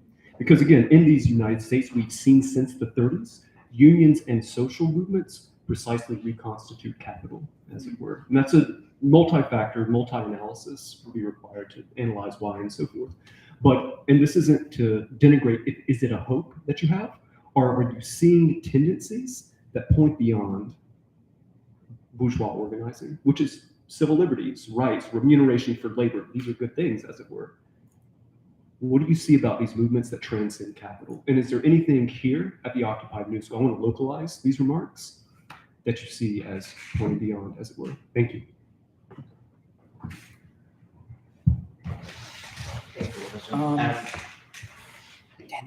Again, point of clarification. I never said that those movements point necessarily beyond capital. Again, this is a very frustrating position. In a sense, it's not a position at all. I'm not claiming that those are movements beyond capital. I'm saying that this is the structure of what is happening right now. And that those, if the left, in whatever understanding that we want to have of it, want to tackle that question, then we need to understand that that is what is happening, and that is a realm in which they could point beyond, but they don't necessarily need to point beyond capital. They point beyond the question of labor and the question of that. But what I mean is that they point beyond the question of the concrete position of that particular constitutive group of labor within its particular union dispute, blah blah blah blah blah. They're able to. I'm trying to basically conduct an analysis of the way in which what Athene was pointing out in the original kind of remark regarding the kind of renewed revival of the question of strikes or of labor of union, this is what I was referring to, and how that is what I find to be a lot of the time an element or an impetus to something else, and is not a frontier unto itself. So this is what I meant in regards to that. Sure. So to crystallize for a slow mind like myself, what you articulated is the reconstitution of the structure of social movements as an impetus for something. What is being restructured, as it were? Not necessarily restructured. No, I was referring to the situation that we find ourselves in, and a questioning of of whether or not referring to the kind of moment of strikes is truly in itself and you kind of going back to understanding that as a frontier of leftist organizing or leftist struggle, which I don't think is to be the case. I think that again the realm that we find ourselves in is very different, and while something can appear as a revitalized kind of returning to that front, as in my opinion, oftentimes an expression or something that resonates with larger questions that go beyond that particular moment or instance or that particular context, not necessarily beyond capital, although I don't think that they necessarily have to be, that they necessarily are not beyond capital. In regards to this application, it's a good question. I would myself like it to go beyond. I think I'm contending as a person here with a lot of people and factors, and there are a lot of voices here which speak on the questions of feasibility and of realism and what is achievable or not within this occupation. The past 8 days have been insane in the sense that the terrain seems to be shifting every 5 minutes. Every time a new administrator walks inside the building and we get an inkling of what we think the admin is doing or thinking, or there's a communication from professors that we know that have connections with the administration in regards to what is the shifting terrain of that and the question of what we are able to affect admin or not in terms of intimidation or in terms of like realism of big structural changes within the university. If you ask me, I would ideally hope that the university we would be able to be constituted on such a scale that it could move beyond questions of capital. I think I don't want to say consensus, it's a charged word here. The majority of voices that I hear from around the university is that the achievements that we will be able to have, if at all, although I do think that we will be able to, and there's quite a large range in terms of what I think is the minimum and the maximum of what we'd be able to achieve. Again, shifting terrain every 5 minutes. Unfortunately, still will operate within some degree of the world we live in, capitalism. I do think that no matter what, there is still a kind of, and this is perhaps the annoying kind of I don't know, spark of optimism that I always might have, is that I think that in any regard, this could be a kind of lighting of a spark that would point to the horizon at least to the moving the university beyond that. I think this is something that the new school always had and was never able to achieve, even if it's in its founding. And in a sense, that's the most powerful thing that the school ever did. In its 1919 constitution was the positioning of a star on the horizon. The question of what ended up happening in its beginning, it was much closer to that perhaps, and it, as a function of time, lost that, and continues to lose that. And I think that we are able to change what it looks like. And my hope is that with this reconstitution of the university, we will be able to kind of reignite that light. But not so much the question of the reconstitution is larger than the question of the union, but it's not larger than the question of capital. Unfortunately, even if we're able to talk about it and to signal it. Thank you. If I could actually, would you like to respond to the? Yeah, just like a little bit. Okay. I just like wanted to ask, because I think a little bit of what Daniel is getting at is that, like, does a conversation transcend capital, or is it just restructuring capital? Which is, in my opinion, what I think, being like in some of the meetings of occupation, is meeting demands that point beyond the current system in a sense, but do they point beyond capital themselves? I just think it's just a restructuring of capital. That still, I guess, I still share that optimism that perhaps in a sense it could point beyond it, but also like once something happens, we always have to manage capital, and that restructuring is usually what sometimes appears as something can be confused as something that are transcend sometimes. That was just a comment. Yes. Firstly, there is a question that I think is relevant to this discussion, namely, what is the relationship between education and the struggle for socialism? What is the relation between intellectuals and the workers in that struggle? And just adding on to that, I wanted to ask kind of a question for our panelists, but specifically Emmanuel in regards to the occupation. There seems to be a lot of optimism and hope around this movement that, whether in its structuration, it has a kind of prefigurative politics of this is what a self-organized movement would be, and this is what a self-organized university could be based around. And I guess I wanted to ask that there was also some talk that was comparative of this movement and the SDS in 1968 in Colombia, that, kind of students taking control of the university could be the locus of some kind of broader social movement or general strike, which I've heard some people talk about here. And I guess I just wanted to ask, is any such thing possible from the university? Can the university serve as a locus intellectually or politically for a kind of movement, a broader socialist movement? Or to some extent, is there some question of organization, maybe party organization or otherwise, that is being neglected when we try and address the university as this kind of locus for a future movement? Could it be that there are some lessons from 1968 that maybe we have not learned or internalized in its failure?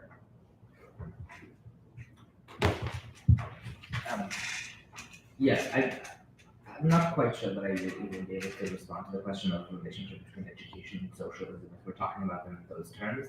But I will say and this is perhaps where I will betray my theoretical preferences.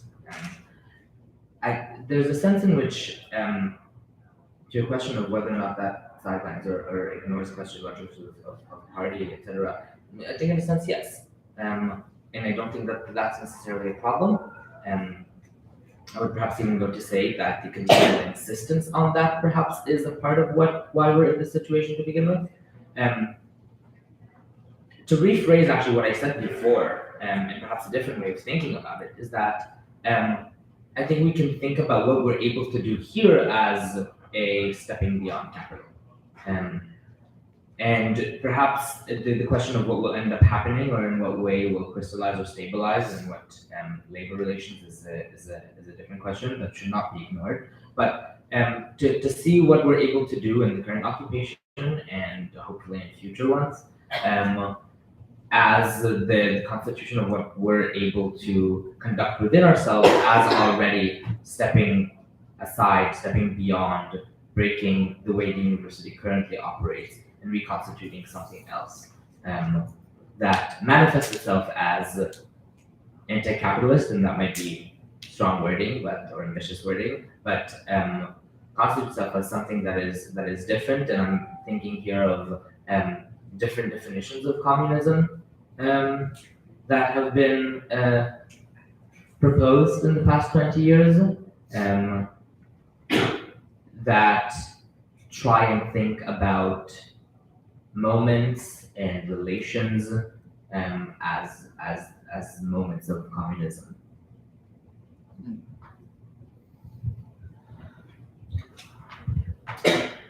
I think when it comes to education, what do we do when we educate somebody? We are preserving a certain consciousness of history, right? Of things that we've learned from the past, of knowledge that we've gained from the past, to some sort of social end. I think, the demand that recently that universities have to serve the present, right? That universities need to produce students who have immediately kind of applicable skills. either to industry or to like social movements, has resulted in a real degradation of education. I mean, even in things that may not seem, so important, like, in the CUNY system, there's this professor in music classes who talks about how he doesn't teach his students figured bass because it is a white European form of music and it doesn't apply to contemporary pop music. I'm like, well, okay, you're closing off those students from being able to read a certain type of music in the past that they might have liked. That's what you're doing, okay? I don't know, maybe it does prepare them better to work in the modern music industry, and I think this happens all across education. The demand that theory meet practice in the present, as it is now, is almost overwhelming. Anything you think has to have practical application, or it's worthless, or worse, it might even be dangerous. And I think this really kills the opportunity that intellectuals pose. I've been thinking a lot recently about what Lenin wrote in What Is to Be Done, where he talks about how consciousness must be brought to the working class from without. And in the footnote, he explains that, of course, the working class should read all literature, right? They should read Marx. They should also be reading, realist literature and all of the great novels, right? And they should be exposed to all sorts of education.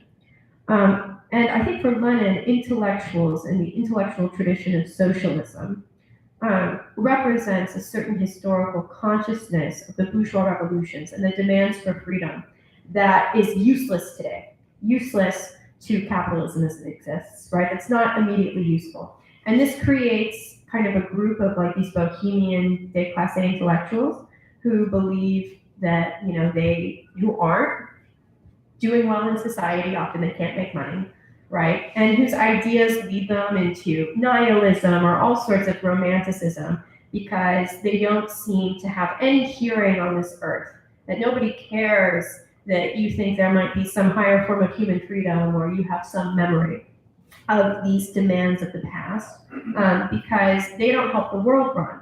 And I think the party was a way for intellectuals to make their labor useful in a world where it was useless, that the historical leadership of the proletariat in the struggle for socialism was able to create a context in which the ideas and the labor done by these intellectuals could have a new and different value beyond the current form of society. And so I think, all of the leftist and communist professors that, universities have been full of for now since the 80s, really.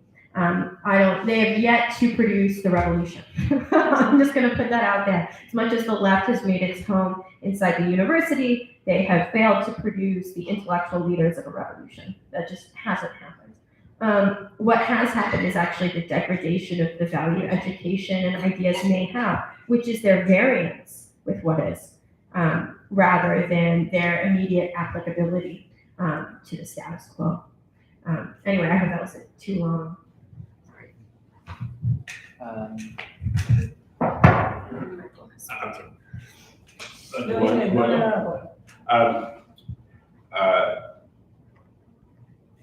First of all, a lot of the language here is very abstract, and Emmanuel, one thing I don't understand is when you talk about going beyond capitalism. I don't really know what that means. You can't go beyond capitalism in a capitalist context. You can try to revolutionize society to overthrow capitalism and build a socialist order in its place. But a university can't go beyond capitalism in the current context, I would think. I was actually, I'm old enough here to have been tangentially involved in the events of '68. And the theory of a red university was very prominent, especially in Chicago, not Columbia, it was great, but it was especially important in Paris, where the Sorbonne, the students of the Sorbonne led a general strike and actually managed to provoke a general strike by labor. But the idea of a red university is something I regard as utopian. and actually, I think, points to the recomposition of capital, because all those students who were involved in those red universities by the 70s were becoming very prominent professors and were taking over the universities and steering the universities in directions which were actually increasingly right-wing. But although one that did actually incorporate some of the new ideas that had come out of 68 and led to the reconstitution of the bourgeois order. So that's it. I think the idea of moving a university as a whole into some kind of, I don't know, post-capitalist position within capitalism, I think it just makes no sense at all. I think the important thing is to have students, to call upon students who are formulating demands and being involved in things like occupations, is to enlist students, to recruit them into the working class movement, into working class parties and organizations of labor and labor organizations, but to detach them from a middle class student milieu and to have them join the proletariat.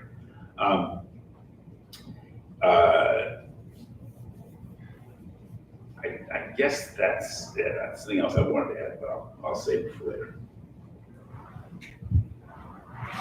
Yeah, I wanted to address the questions directly about like the what is the relationship between intellectuals and the movement today, and just these comments we've been having about education and the left's involvement, or even what Emmanuel said about like the idea of the necessity of a party might be like a part of like what maybe is the problem with issues or with the whatever.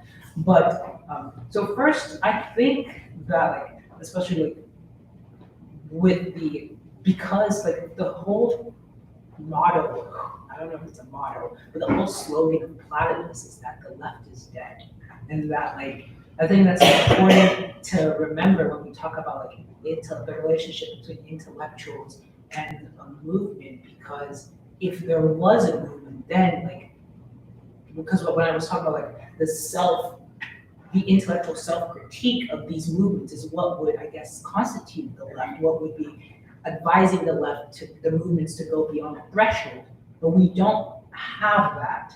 And so I think that is what the relationship would look like. And I also think it's important also because like one thing that happens now with movements that like the left tries to critique is that we are never within, not like we're never within, but sometimes we are not fully aware of like what is happening within these movements, because it's not enough to just intellectually critique something without actually walking inside and knowing what are these people talking about, or understand, like, because we can critique it from one point of view, from not actually being there or being really knowledgeable about it, and just like from a surface value, or we can have an actual, how do you call it, productive, self-improving critique that actually understands the movement and how it can, I guess, move beyond the threshold for achieving socialism. And with the education part and universities, I do agree with like this kind of like teaching, because now education is so like positivist in that its only focus is how do we make things practical now. And I think for most, like when I first started attending university, which was really, really recently, you start to realize really quickly, what am I going to do with my degree? Because that's what people think about. So the actual value of education, which I think like should be necessary in understanding this historical consciousness, which I think the left of the past were really like tying together with their present condition, is something that we don't have now, and but still gives us the opportunity, if we understand it, to learn how to work with our present condition in making still good use of it. I know a lot of philosophy teachers who tell me like, this is the only thing I can do, because like, what are you going to do with the philosophy degree? like, because the whole like nihilist, no, sorry, that was not meant to be offensive, I apologize. I just mean like the whole nihilist, like romantic notion sets in sometimes with like, because of the reality of our situations.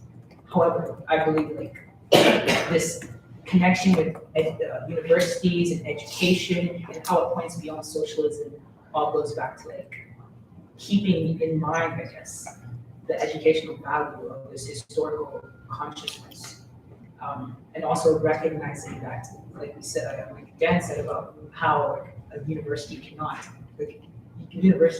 point beyond capitalism in a capitalist context. It's like Soviet Union can't point beyond capitalism in what happens in one country. Right, so that's what Very quickly, and then we're going to ask a few more questions just to kind of round things off. So 3 quick responses. I'm not sure I would disagree with your definition of education. I don't think it's about crystallizing historical consciousness or preserving historical consciousness. I think it is actually something that I would consider to be something much closer to a transformation. And I think that requires a rethinking of a lot of things. You're right in a lot of senses. Yeah, a lot of communist university professors said nothing happened. Neither did things happen on the party front. And if the question that Platypus wants to bring up is how to bring back people on the party front, then you could equally raise the question of how to bring people back to the university. And as for your comment, I want to clarify. I never suggested that a red university would move beyond capitalism. What I was speaking of is about this occupation, and I don't think that we're quite yet there. I think the occupation or something like it could be a moment of rupture of capital for people. What will become of it, the pessimist inside me will 100% be sure that it will then solidify, perhaps recuperate, perhaps even strengthen capital. But I do think that when moving beyond is a long question, but moments like this and the legacy of 68, other than its marvelous recuperation, is its moment of rupture. This is what I refer to. Briefly. Yes, but the rupture unfortunately did not was not productive. There was a momentary rupture, but then the left wound up subsiding and ultimately collapsing. But I think the question is, what is an education for? And education is to advance the cause of humanity, ultimately build socialism. But I mean, here's a very good example. You have a faculty which is 87% part-time. These are people who reach the pinnacle of the educational process, and yet they can't make a living. So certainly that speaks to the plight of the student and of the intellectual in this stage of collapsing of capitalist collapse, where people can excel in their studies, be really outstanding, and they can't make a living. And so this is why higher education is in crisis, because essentially they're turning out droves of students who have no way of using their degrees to support themselves, as this strike illustrates. Anyway. Any questions from the audience? No, sorry, the person behind you. Oh. Sorry, they've been having their hand up for a while. Yeah, so my question, first of all, I've been sleeping on the floor here for a week, so Grace, I'm gonna try and be concise. I think that there's something really, really interesting, and I would like to add another dimension to this question of this current wave of strikes that we've been seeing, particularly as they've emerged out of COVID. I agree with your that there's a causal relationship there. I think that there's something really interesting that this occupation began as like a very specific labor dispute, and then what has kind of emerged from it is sort of like a spontaneous autonomous community. And I wonder if partly emerging from the alienation of specifically COVID, but then also like a more protracted kind of sense of this sort of like a declining feminist movement, surveillance capitalism, this sort of crossed blah, blah, blah, that there's like technocratic kind of a regime that like there's this really just deep sense of an absence of community and an absence of a sense of like self in a space that is like understood and cared for. And we've seen that in this occupation of like, there's this kind of emerging sort of politics of like pursuit of vibes. And I wonder if like part of the celebration and solidarity that with labor that we're seeing broadly, not just from people with unions, is also a similar pursuit for community. And I'm wondering if the people on this panel perceive that as being like, because like we've talked about that, like implies some sort of cohesion, consensus that maybe is, inhibits some sense of progress. And I'm wondering how we can kind of like mediate those conditions if they need to be mediated. Thank you. Would anyone like to respond to that question first? Or would anyone like to respond? Thank you. No, thank you. Great question. And I like that. Like, I recognize the same thing in just in how the occupation of the whole strike started as a labor dispute, and then when the occupation started, you could see it kind of extending beyond that. About it, could you repeat like the mediating part? Mediating between. Like that there's, that does the sense of community kind of undermine the militancy of, The militancy? like the efficiency and the ability to like this, Right. this community exists for something beyond the demands that brought us here. Right, right. You know, in my opinion, I think that the fact that this community kind of, one, extends beyond its original purpose, two, points out that these kind of like the need, these social general needs for a community, for a space that you know, people are looking for. And I think that's an impact of capital and of just like of capitalism in general, and that it refuses to create a space for these kinds of community. And I mean, I don't know if it points towards like progress in general, but I think like it has the potential for restructuring things in a better way for people in the present condition. And I think that's one thing like that I can say. I don't know if it points beyond anything that extends beyond anything like really like extends towards socialism. But I don't know if I answered your question with like it extending beyond its present condition towards something that is better in the present future, near future, but not really like very towards socialism in general because it's restructuring capital.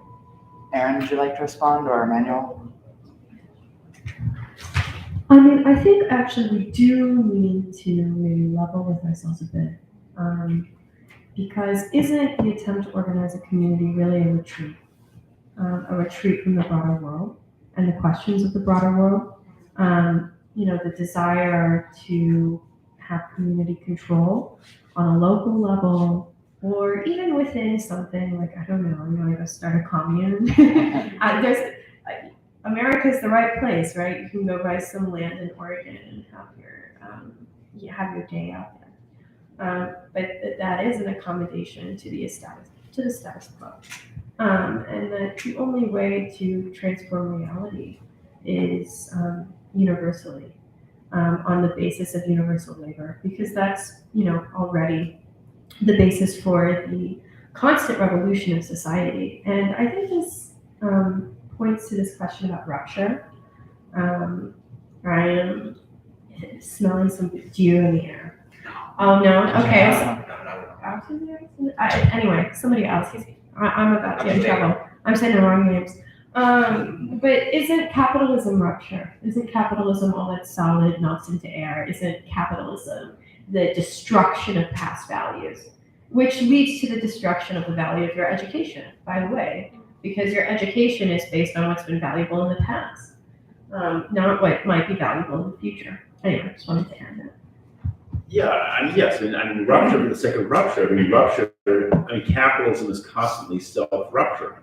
And so therefore a rupture can wind up feeding into capitalism's needs all too clearly. And that's what happened in the 60s. I mean, it was like, kind of the radicalism, which quite quickly turned itself into a new form of commodification, new lifestyles, and it was rapidly depoliticized, and actually wound up, serving the needs of, leading to this concept of like recombination or reconstitution of capital. So yeah, I mean, community is fine, but community is an empty vessel. You have to have community for a certain political end, and students have got to join the working class movement. Now the problem is the working class movement is in disarray at this moment.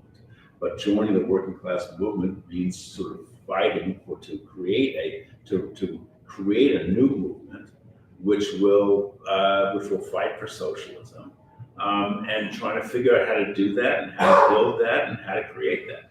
It's a great political and intellectual task, but that is what the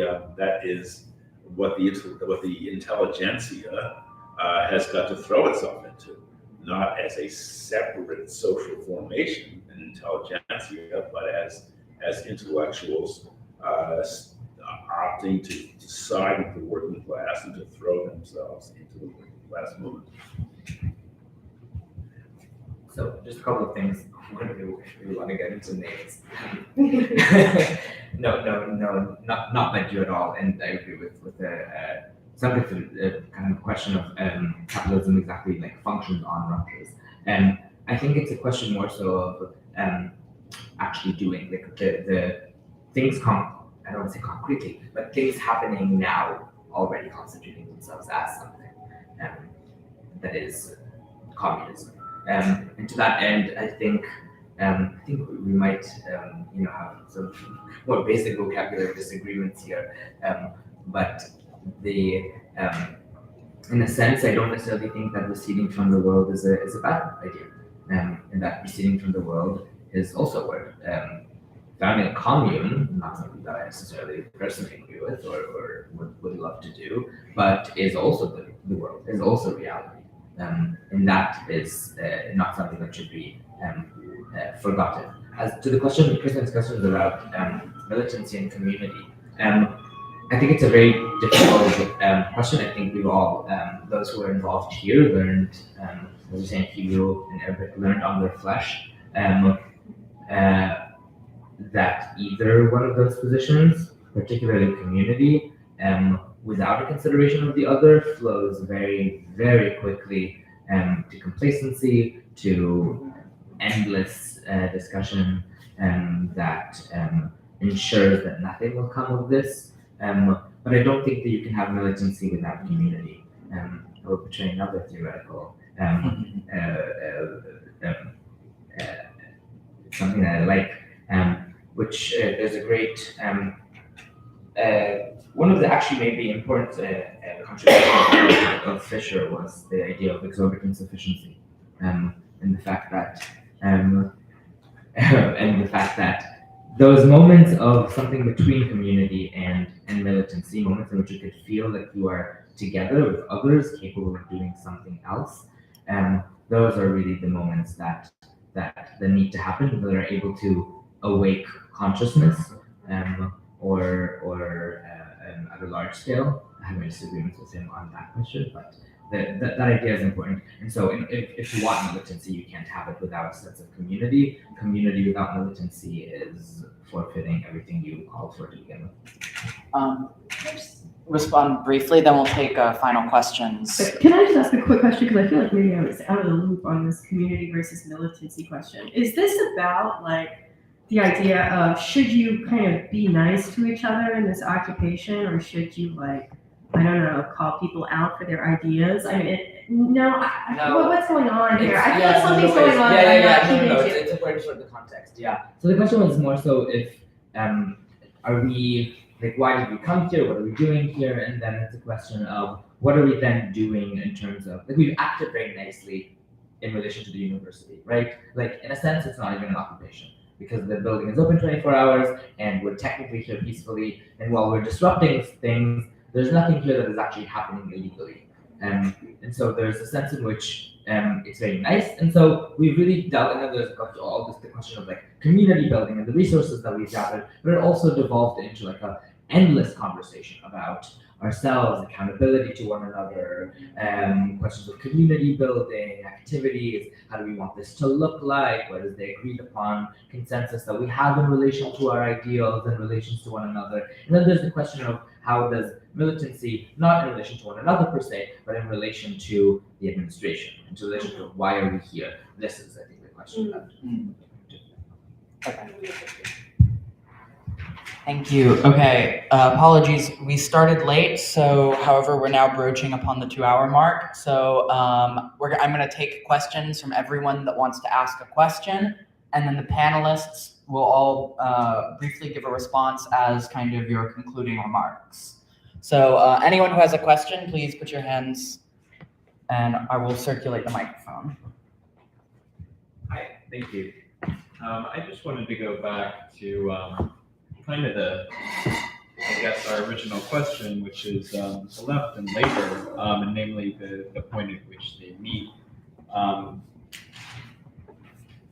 The sort of first way that I think Erin posed this was, or at least some of her conclusions resolved around what should our position on class solidarity be, and where is it that we can find the proletariat. And I guess what I'm interested in pushing as kind of a refinement or a repetition of the question that we started with is how are your positions sort of on the proletariat and with that class solidarity constitutive of the sort of positions that you've held today, and what are the reasons for holding these positions? So I guess, like Erin and Emmanuel, I feel like you guys have been, trying to problematize a little bit more what it means to have class solidarity, Erin ending on it's unsure what it can be. And then of course, panelist Lazare being a little bit more naive realist about the existence of the proletariat, that they are simply growing and they are defined according to the 2 criteria that Marx sets out.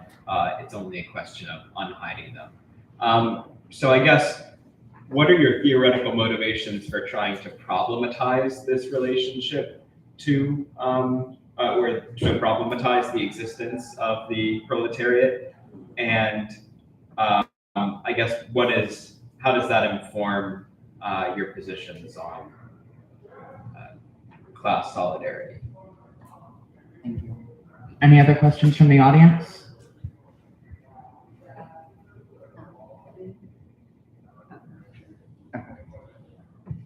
I'm gonna sound a little all over the place, so I'm gonna try. I think you kind of hit a point that I was trying to get at, that I was thinking about. So I think first, like when the question of education came up, I think it was like, what are the conditions that make that kind of education possible, where you supposedly have access to, like all sorts of musical forms. How did that come about? And then I think it's like, what are we grounding like assumptions about what an education is, if that makes sense? Because I think it is true that the university, even if it can organize itself in a way that's autonomous, like I think it can't ever truly be independent from the rest of the world. So I think there will be a question of, but I think Emmanuel's right to say like, well, but the party, the especially the communist parties in the US, like most of them have not done a great job of supposedly having a better claim to like, how do I say this? The supposed universality of working class struggle that's supposed to lead to socialism. So I think for me, it's the question of, well,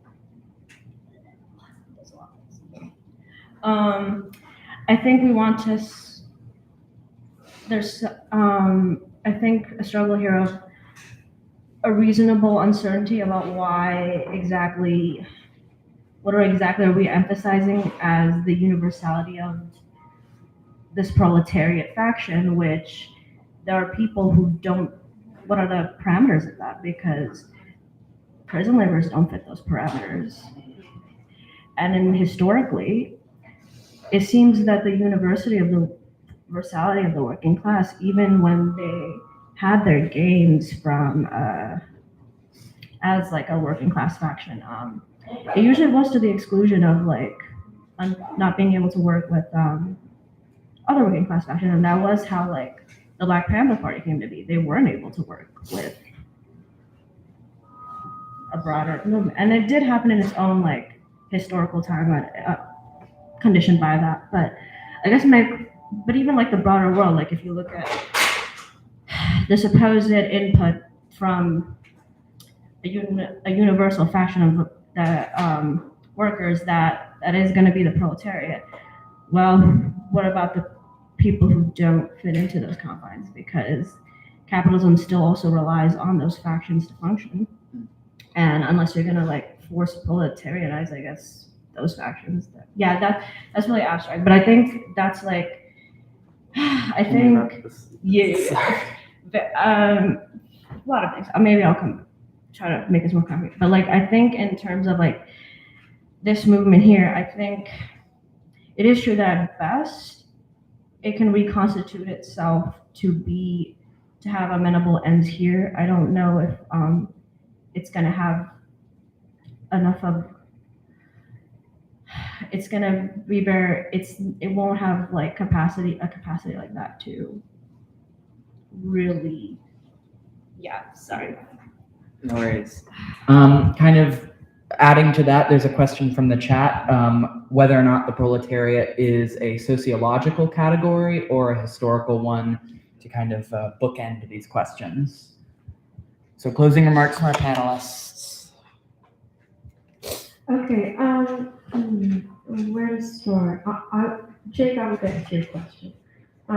I think to the question that was just asked, I think there's a lot going on now. I mean, to any student, I just must say, because I've experienced this too, is that you're going to have professors who tell you that, the radical ideas of the past, and especially those of people like Marx, right, an old white guy, aren't relevant to you because you're not a man, because you're not white, because of all these different things.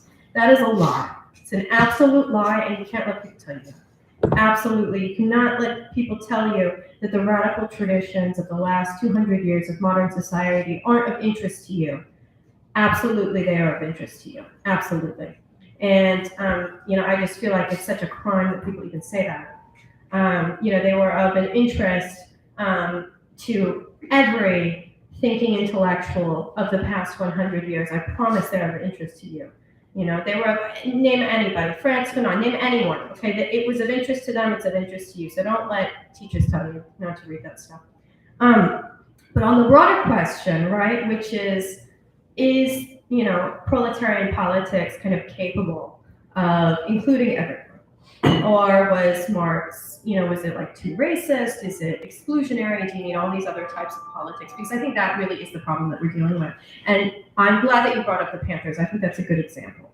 So in, I think it was 1965, sometime in the mid-60s, SNCC, the Southern Nonviolent Coordinating Committee, voted to kick out all white participants of the group on the basis that the black and white proletariat needed to be organized separately, that you need separate organizations for these two factions in the proletariat, and that you're unable to organize them together because you have all of these inherited problems. And the Black Panthers are in part responding to that. So are the League of Revolutionary Workers, for example, in Detroit, who attempted to organize Black automobile workers separately from their white counterparts because of the kind of historical legacy of Jim Crow. I think that this represents a deep failure of the left in the 20th century to organize the battle for democracy, right? To try and organize the proletariat in America, that you had legal segregation, and the idea that therefore these different groups of the proletariat need to be organized separately, which is something that we inherit in a very degraded form, right? We inherit it as like kind of personal identity politics, but it was kind of a real political question for people back in the 60s. I think that is really an unfortunate concession to the political status quo of the mid-century. And we take that for granted because we don't even know, like we aren't even aware of the political background of these sorts of questions. And so it appears to be a question of like pluralism or identity politics versus class reduction. When really I think there's an entire history of defeat on the left, which has been championed as success by left organizations, unfortunately, that inform that state of affairs. And I think that's where the other part of your question seems to be coming from, like a deep dissatisfaction with the sectarian landscape of leftists in America, right? Who claim to be founding different types of proletarian or revolutionary parties that are going to transform society when they're kind of very clearly marginal and unimportant. I mean, for a lot of these organizations, the struggle continues. So despite the defeats of the past 100 years, the struggle continues and we're fighting and we're getting better and better. And so this is where I'm going to get to Jake's question and something that Emmanuel said earlier. Is Platypus just trying to pose that we need the party as opposed to the university? Right? Is that what Platypus is kind of trying to say? You said at some point, oh, Platypus can say we need the party. Well, you can just as easily say we need the left university because the party's going to fail it too. Right? Yeah, something like that. Something like that came up. I think, what I was trying to do with my remarks, and I think what Platypus is trying to do with this panel and in having a discussion on this topic is to reopen questions about history and about the politics that have created our current environment and which really bind us and limit us in a number of important ways, right? That have been closed for a very long time.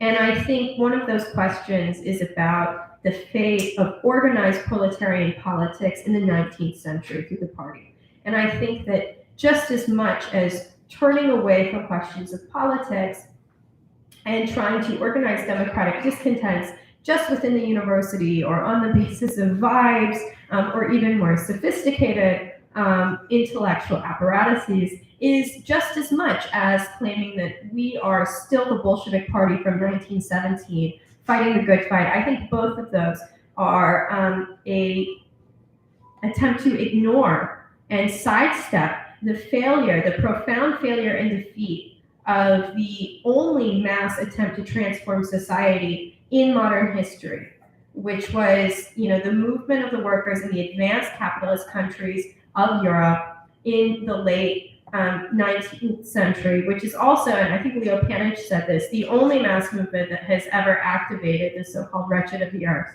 right? The people across the globe. I mean, it's true. And we haven't seen something like that since. And there was a deep failure and crisis of that politics. And I think that we have inherited so many taboos against talking about that. And I think one is a sort of sociological definition of class that defines class within the parameters of different democratic interest groups. And so I wanted to kind of allow us, a space to question that inherited common sense, because maybe it shouldn't be common sense. But yeah, thank you everybody for participating in this discussion.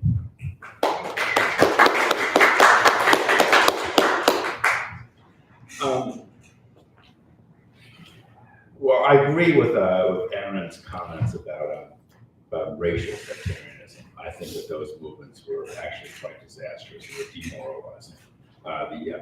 The SNC, the SNCC expulsion of white members actually led to profound psychological crises, or many of these people their lives, had risked their lives, and then were summarily expelled. And SNCC was not strengthened; SNCC was destroyed in the process. And the civil rights movement, by the way, ended up being destroyed as well. But there's also sectarianism, political sectarianism, which expresses itself in a multiplicity of small political groups, each one claiming to carry forward the Leninist banner to represent the continuation of the October Revolution.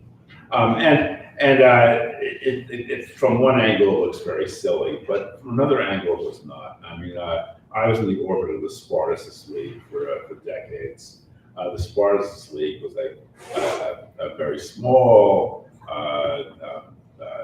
its numbers were insignificant, but intellectually it actually had a very big impact.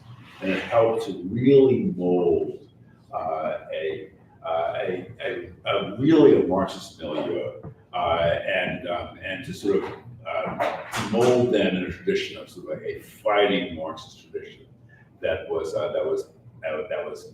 anti-sectarian in the racial, ethnic, or gender sense, fought for the unity of the working class in a very practical, vigorous, and high-energy way.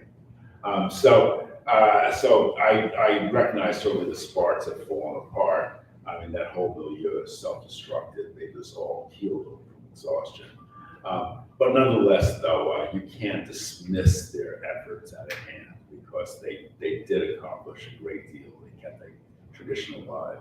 And I think that we find ourselves wrestling with the same problems.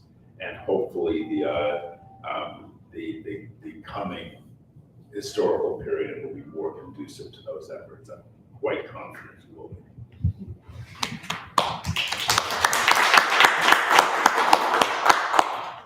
Two very brief comments. One, proletarian is not a category, it's a concept. And B, relating to Platypus and Platypus's mission, Adorno's failure is that he wasn't Nietzschean enough. I don't know if that will communicate what I want for it to communicate, but this is the only way I can phrase it. Thank you.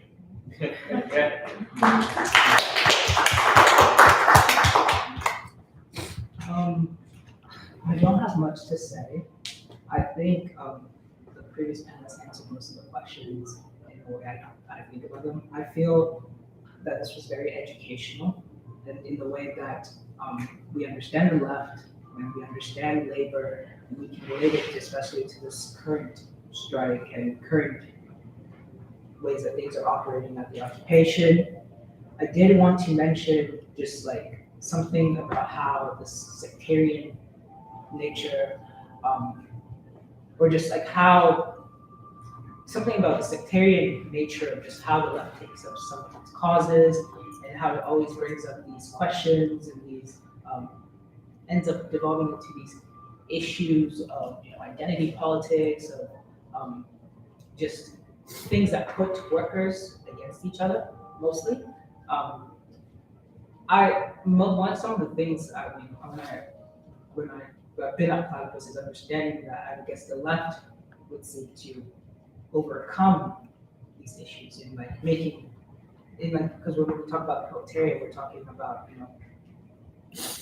all workers, regardless of all these sectarian issues that exist within them. And so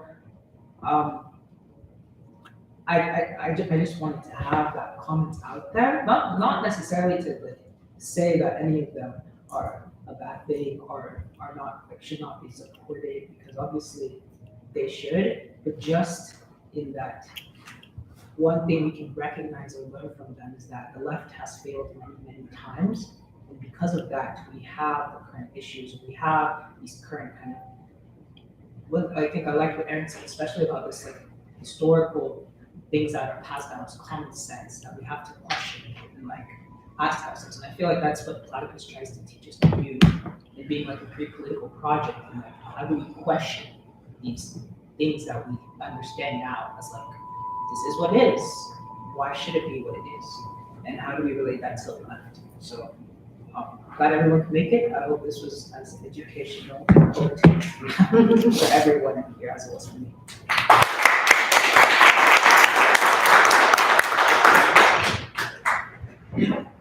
Great, thank you to our panelists again.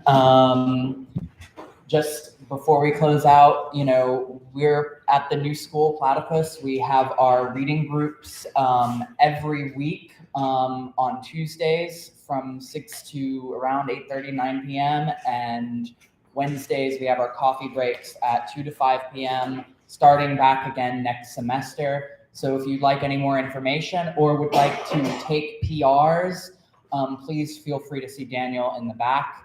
And thank you all for coming. And thank you to our panelists again.